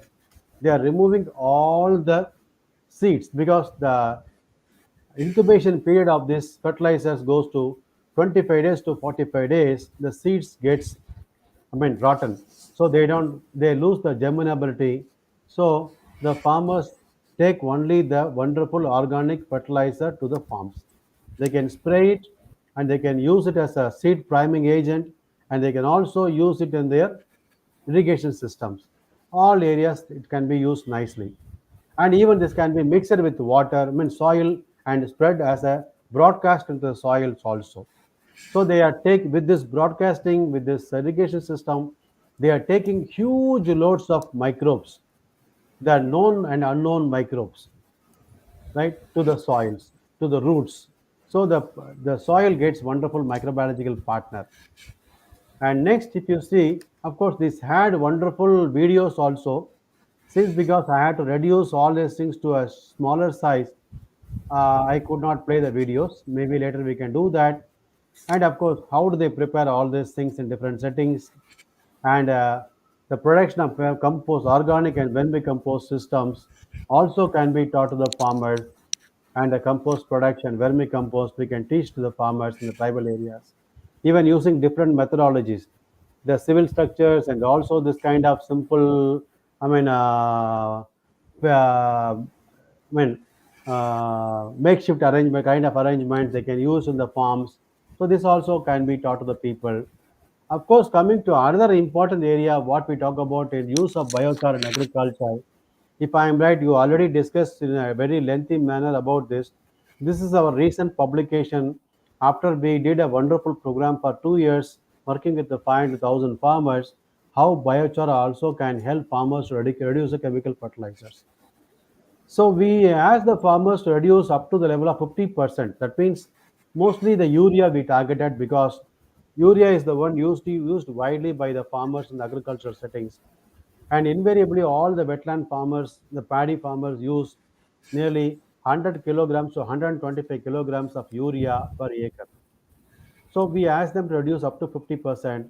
Now we can go and tell these people to reduce 20 to 40% very casually, because urea when it's applied to the soil and it volatilizes, the benefits of this urea is not felt by the farmers. The next day they can see green color of the crops, but the nitrogen use efficiency of this kind of application is not that robust. So we ask them to mix this urea with biochar, keep it overnight, and apply next day in the soils. So this allows the urea to get it released very slowly, and it takes longer time to release into the soil and never gets into the water, and it never gets volatilized. So the farmer gets wonderful fertilizer use efficiency here. This is the one we are teaching now to the farmers, right? So we can see this, how they can produce. Even the tribals and the farmers can produce in their farms. Not necessarily they have to go and even buy from outside ecosystem. They can produce in the farm, the corner of the farm, and use it in their agricultural fields. And this is how we train the farmers also to adopt this technology. And you can see how they can produce this, right? Different kilns they can use and to get this biochar. Of course, women also can engage themselves producing that, and also selling locally is another wonderful opportunity for people to adopt in different parts of the country also. And next, we go to this area. The Just to community. go to the previous one. Go to the previous one. That Yeah, yes, sir. let this is a very important thing. Women entrepreneur in village producing biochar. I think Yeah, this also we can be a can very also. good component. Just just don't rush it. That's previous one. Yes. I think this also can be a very good component for smart village, smart tribal farming component. No, Yeah, very much, very much, very much. We can try to do that, sir. that's true. That's true. Okay. So it has a lot of merits, and as I told you earlier, this improves the microbiological quality. It improves the soil compaction, and if the soil is compact, it also loosens. It acts on the both sides. If it is a sandy soil, it gives little more structure. When the bacteria grows onto this biochar, it also produces good amount of extracellular polysaccharides. These saccharides also bind, acts as the binder of the soil, and the microbes go and rest into the pores of the biochar, so that the life of the biomass, microbial biomass, also increases. So it also increases the water retention capacity of the soils. So many advantages we can see with this. And community managed natural resource management for enhanced livelihood also as part of our activity. This we help the people to go for or identify area where they can store water in the farms or as a community.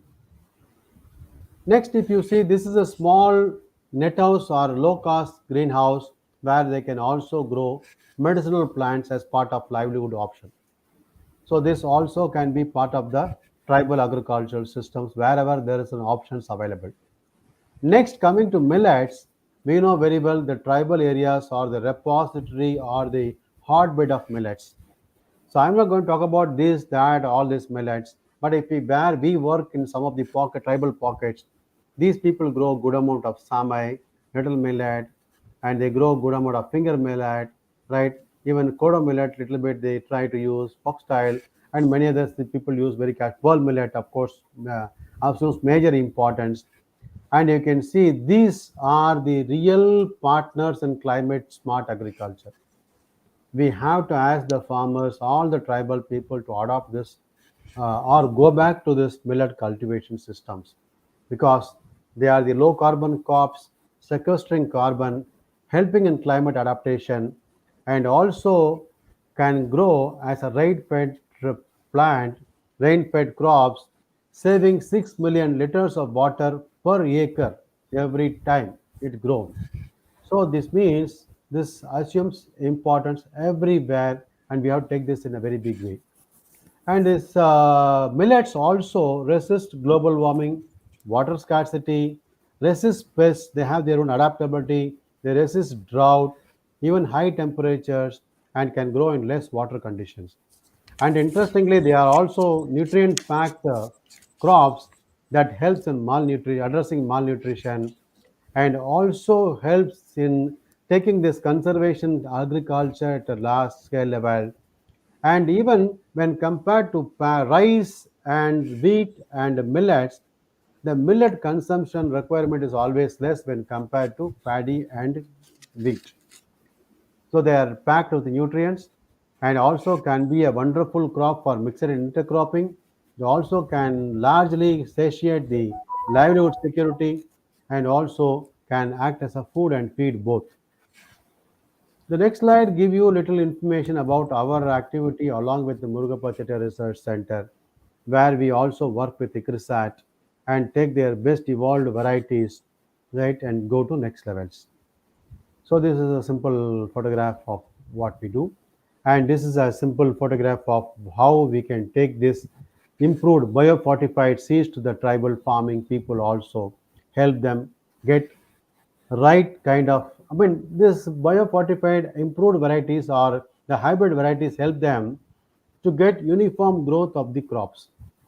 Instead of 50%, 40%, 30% percentage of germination, are using more quantities of seeds, 5 kilograms, 7 kilograms of seeds in the farms. 1.5 kilograms of seeds is enough for them to reach 1 acre of the farmlands. So higher germinability also form part of the Atmanirbhar and also doubling the income. So we have to take this to the villages.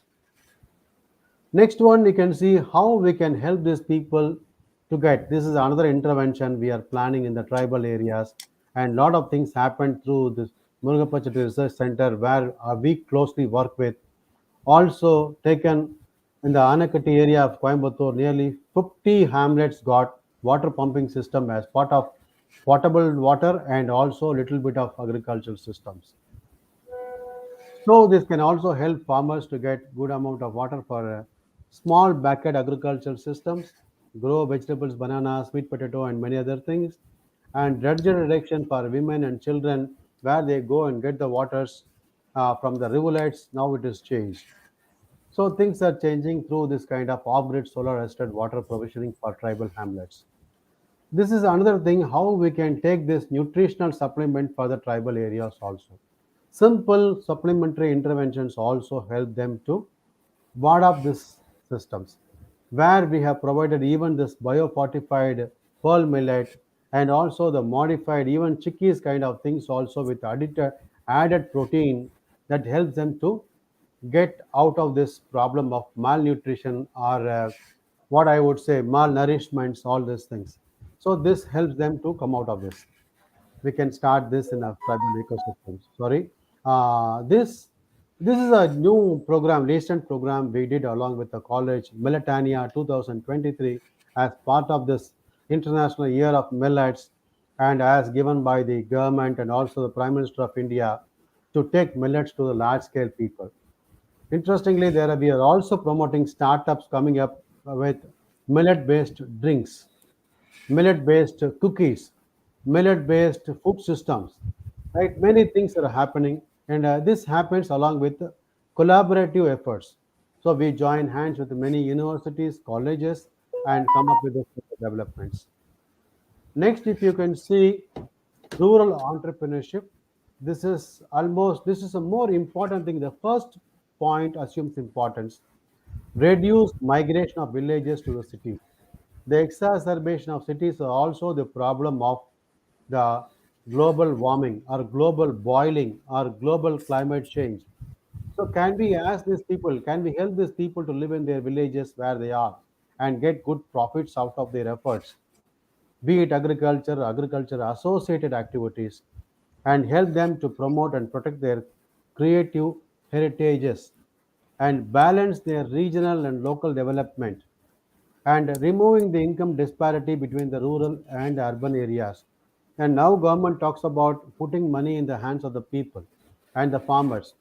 But more than that, can we help them to get, as you rightly said, how to double the income through the smart agricultural practices by providing soil analysis and nutrient management, water management, and providing quality seeds with better nutrition so that they don't have to go for nutrition supplements also like that, right?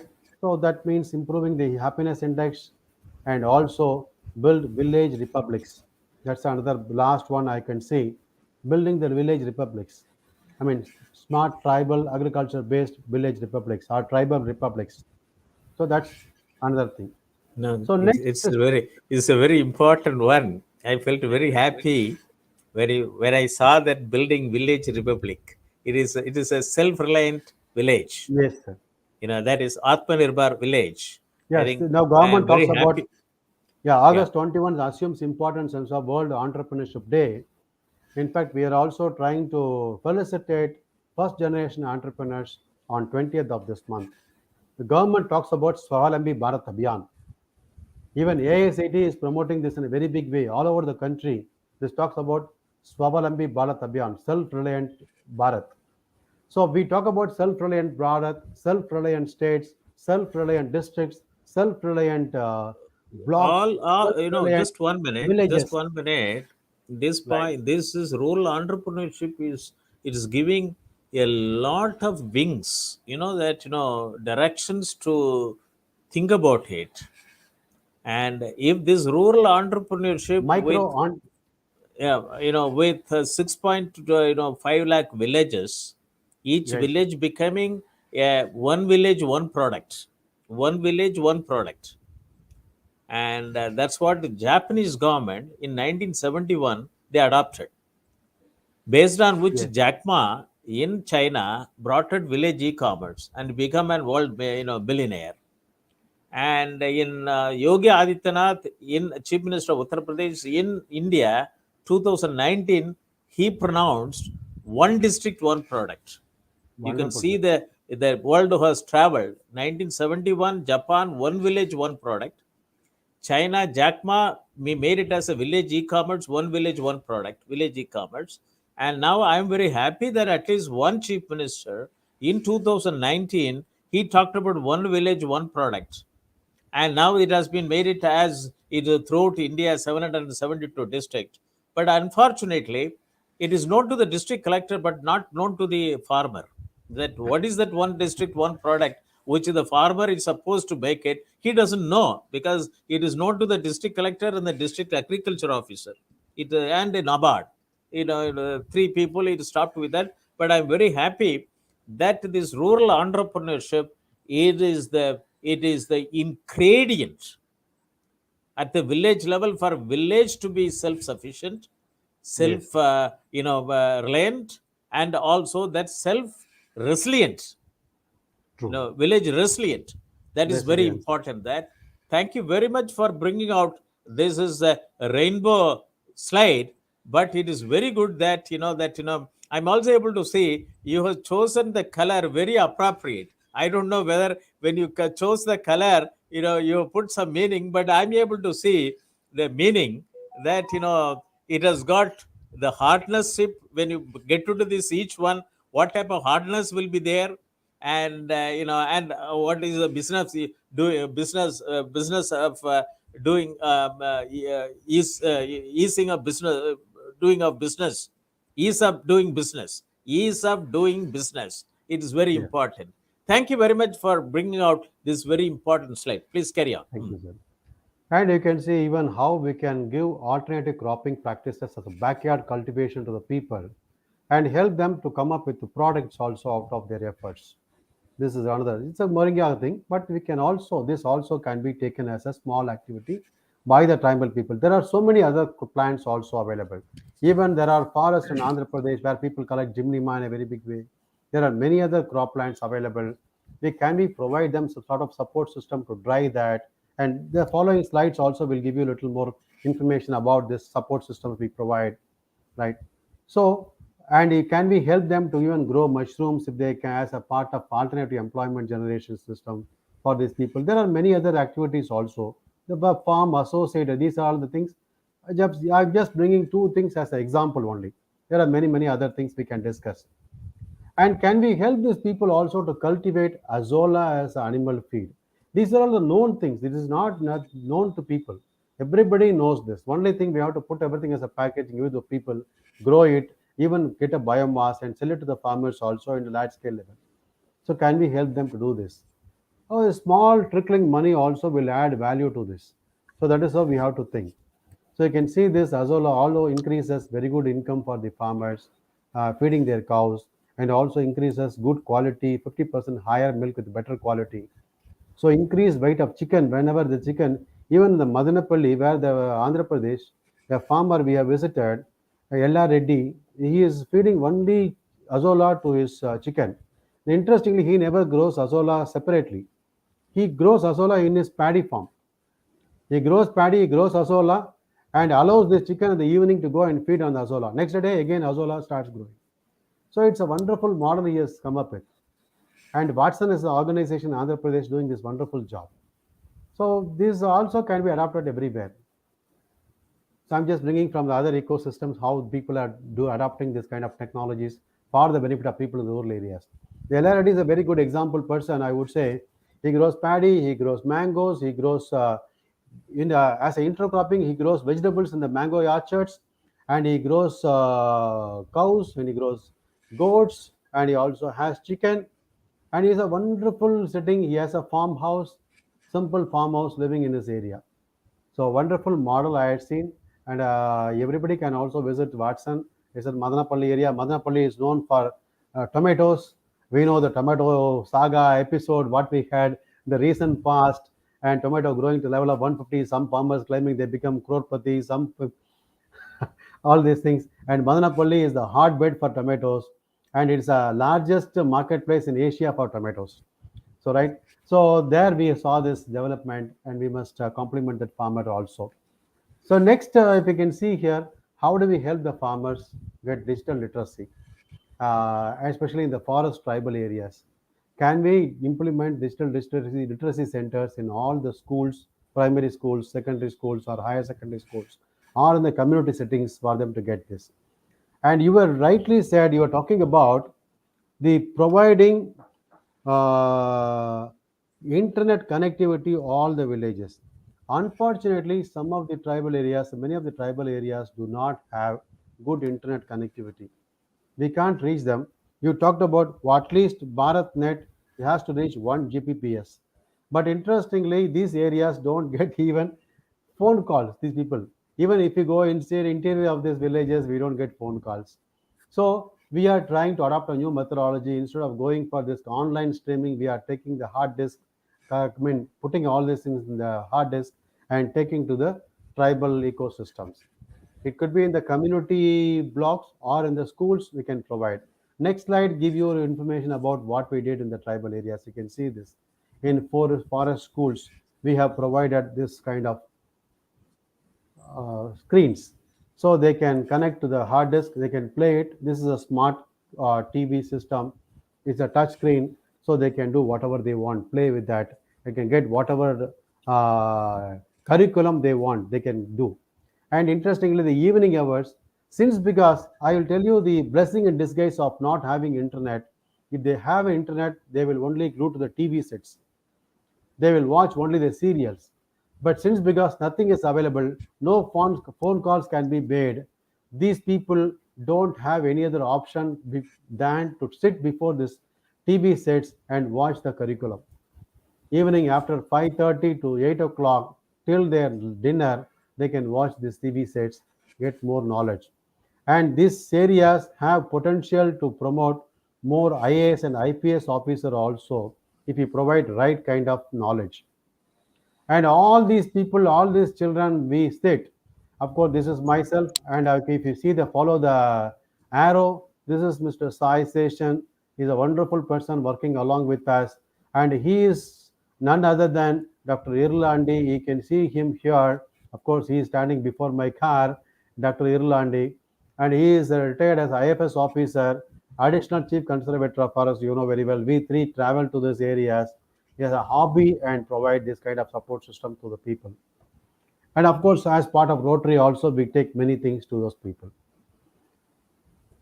So this is one thing. And next slide give a little information about our potable water, how we can provide potable water. Government talks about not using reverse osmosis based water supply systems. So we take the Swachh water without RO system, but only providing purification of water. This purifies water devoid of makes water devoid of viruses and bacterial components and macroparticles. This really works the three-stage filtration system, and this is robust. And we provide this to the schools also and the villages.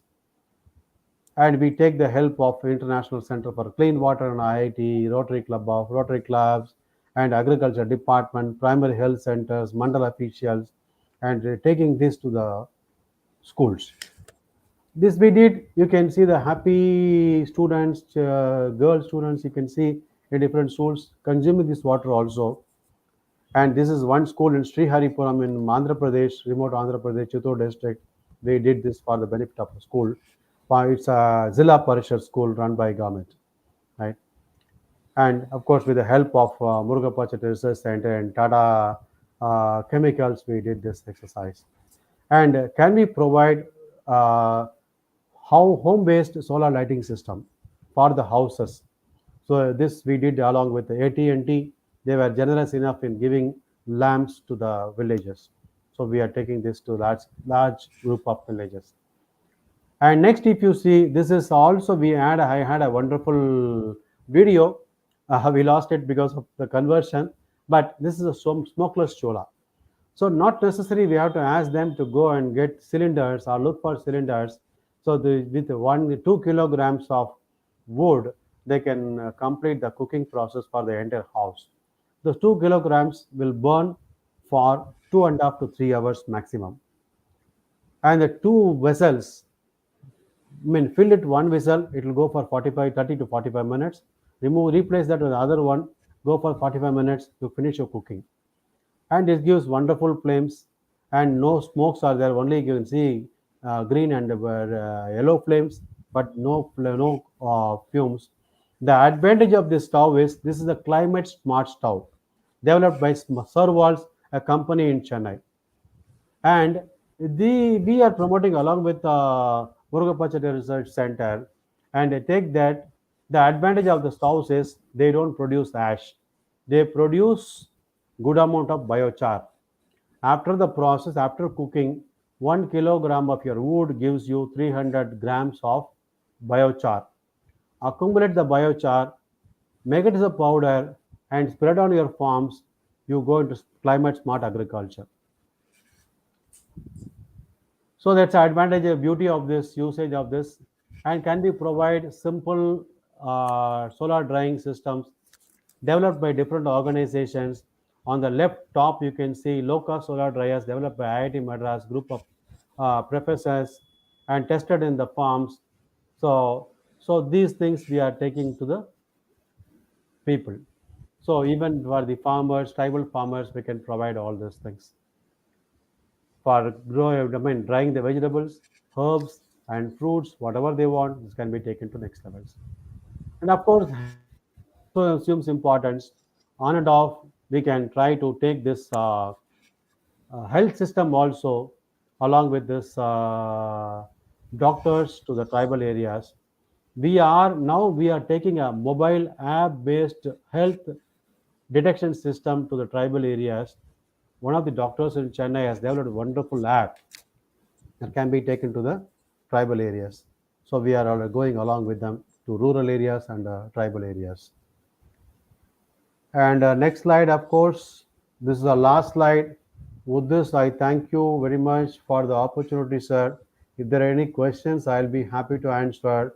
Of course, you can see Professor Lakshmi Narasimhan, Mr. D.K. Raju, and of course, Sujata and Dr. Bhavani. Oh, this is removed. I don't know why. The slide is removed now, moved out. Okay. And Dr. Sharifa, right? You can get So, back. You can get back that one alone. no, I don't think so. This is removed from the system. If I'm okay, No, let no, me no. check. No, I'm not getting. Mr. Yes, I Manish. got it. Ah, Yeah, I got it now. I can see Dr. Sharifa, Ms. Chakrapani, Dr. Devanathan, and of course Reddy, Raju, and me, all these people. And we are all the kind of people joining hands to take this kind of ideas forward. So thank you so much. Thank you for the opportunity. Of course, we can see in the bottom photograph, you can see this photograph.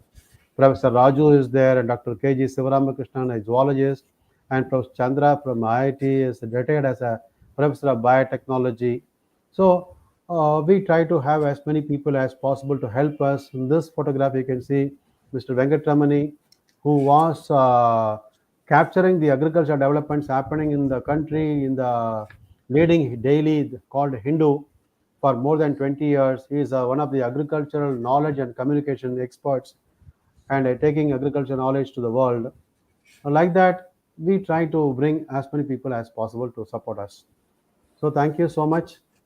Thank you for the opportunity. If there are any questions, I'll be happy to answer. very nice. That you can come out from the presentation mode. Yes, sir. You can come out. Yes. You can still you are in the presentation mode. Hello, Mr. I removed Manish. that. Mr. Manish. Okay. No, Thank even you. still yes, Mr. Manish. Okay. Yeah. It's very nice. Thank you very much. It is very important presentation. You covered a complete value chain, for the topic which you have chosen to speak, Thank you, sir. and I'll be very happy that if you can prepare based on today's topic, maybe 2 to 3 page, that Right. the essence of today's topic should get into the smart tribal farming project proposal, which many of the NGOs are involved in preparing it by discussion with the stakeholders, in the respective district and state. Right. But what you have achieved, that if we would have come to know each other for quite some time back, and it would have been a very good beginner program for many of the NGOs when we were wanted to get into smart tribal farming project initiative. And it is it's very important, and uh, you know reaching the last mile is very important. And if the internet cannot go, it should go, you know and there is no question of when we can launch satellite. When you launch, we can make our lander can go and land in moon. Why can't the internet reach tribal villages? Yes, sir. Why can't the road reach tribal villages? Why can't the milk which is being produced in tribal villages cannot reach in the potential nearby town? And this is our bottleneck. It is not that if we want, this can go. It is our bottleneck which we would it's a problem. When the science and technology can propel, the through rocket, it can go to moon. And we can't talk about that impossibility. It's everything is possible and feasible. And it should reach. And then only India can. Now we are aiming to become the from fifth largest economy to the third largest economy. And I'm very happy that it's a good such juncture. I was in a position to propagate smart tribal farming, making that 1,42,000 tribal villages as a smart village. If Okay. India is a digitalized India, even 1,42,000 tribal villages also should be a digitalized, villages as part of digitalized India. And all the benefits not only should go to the urban people, but also should go to the people living in villages, and that too in smart village, in tribal villages. And I'm very happy that Dr. Sundaram Seshadri, that you have, with your patience and your the governance structure, and you have covered, with 1 hour, more than 1 hour 45 minutes, 40 minutes, you have given a complete value chain. I felt very happy. And I'll be very happy that these Indigenous and Frontier Technology Research Center, IFTR, also is a part of the our national mission on smarter tribal farming initiative. Sure. It's very important. You have got a lot of experience on the ground level, and the way in which you are shown. Maybe it can be the entire exercise of IFTR can be a 6 months course curriculum for the tribal boys and girls to be trained. It is very important that you have brought it out. And how to you know understand the social capital of the poor who are living in tribal area.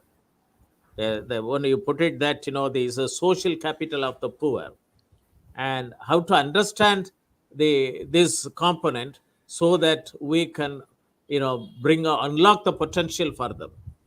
And it is the responsibility of the educational institution. Getting a lab in their educational institution through the taxpayers money is one aspect. Making the lab work for the rural people or the tribal people is the biggest lab for the higher education institution. Why didn't it didn't happen in India? Because India is a national, India is an agrarian economy, but the higher education institution, be it IIT, be it NIT, be it triple IT, be it IIMs, be it Central University, never thought that agriculture as a use case for them. And if that they would have considered agriculture as a use case, today when you talk about AI for agriculture, all these institutions they were teaching artificial intelligence would have got an enormous potential products, AI based products in agriculture. That is a problem with our educational system in India. And that's why you can see that I put it, we had green revolution, now the green revolution, GRIN, genomics, informatics, robotics, and nanotechnology. Are we ready?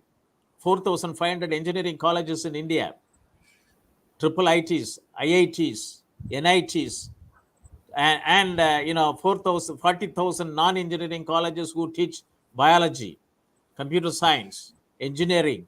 Are they ready to change Indian agriculture system as a digitalized agriculture systems? and it can give enough jobs for our boys and girls who come out from these 45,000 higher education institutions. And that's how that the Doubling Farmers Income Committee report, Dr. Ashok Dalwai Committee report, and with which I was closely associated for the chapter, chairman for leader for two subgroups, digital, technology and agriculture. Maybe I'm the only person who has been taking the recommendation of the Doubling Farmers Income to the last mile, having 220 webinars conducting, on digital technology and agriculture, and through the university where I'm associated, and also setting up 5 centers of excellence. And this is necessary. And today, with your topic, with your presentation, I am overwhelmed. And I would like to request you that your participation, your say research centers participation, and also to see to that the smart tribal farming is achieved, tribal agriculture is globalized, tribal agriculture is technology enabled, and the boys and girls from the tribal community is also part of the mainstream entrepreneurs. And recently, just now, when your talk was going on, your address was going on, our team from Coimbatore, they sent, there is a big water pond without any water in the tribal area. And that can be a biggest opportunity for getting into, the fisheries development. Yes. Why is this not happening? Why the district administration not even bother to know the natural resource management, utilization of natural resource, just 45 kilometers from Coimbatore city? And this is where that we have a large scale mismatch. We have satellite pictures, we have higher education institution, many research institutions undertake research work, and many NGOs are working. And I'm very happy to see your presentation that the lot of success which you have brought in. And this is very important. And the crop management, livestock management, soil and water management, agroforestry, integrated food energy system, and smart village, that 6 component: carbon smart, energy smart, knowledge smart, nutrient smart, water smart, and weather smart are very important. And I'm also very happy to note the building resilient ecosystem, and this is very important under the smart tribal farming. And also you brought it out, urea biochar combination for agriculture, win-win formula, rural entrepreneurship, and building village as republics, self atmanirbhar village, self-reliant village. And it is very important.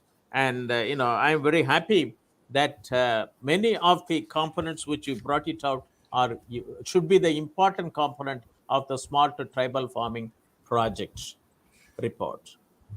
So I thank you very much, Dr. Sundaram Seshadri, for your very important presentation. And I would like to request you that there can be an MOU between IFTR and Shobhit Institute of Engineering Technology. This is the first private university to have agriculture as a use case, which has got 5 center of excellence to promote technology in rural area to make rural India shine, smile, and roar. That is an article which I wrote in 2004. That, with the technology which I brought in when I was the Deputy Director General in NIC for the agricultural sector.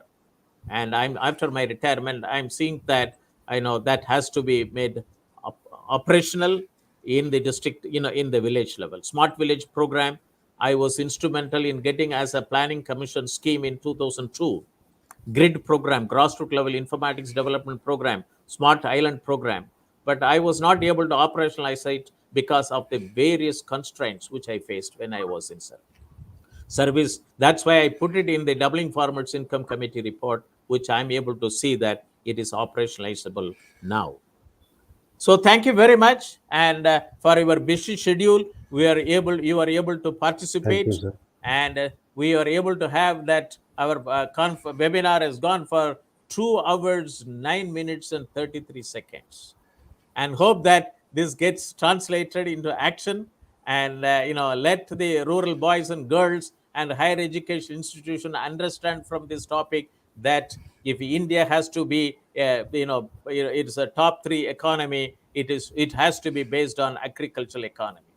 Our boys and girls have to find the jobs, preferred jobs in agriculture sector, for which the digital technology in agriculture gives them a lot of opportunity. Thank you very much for your wonderful presentation, talk on smart tribal farming, empowering tribal farmers through indigenous and frontier technology for sustainable livelihood opportunities and economic prosperity. With that, I would like to thank our Honorable Chancellor, Honorable Vice Chancellor, faculty members, and dear participants, and above all, our guest speaker, Dr. Sundaram Seshadri, for his wonderful presentation. Thank you very much. See you next week on a different topic. Thank you. Thank you very much. Thank you. We'll close the webinar, and we can leave the studio.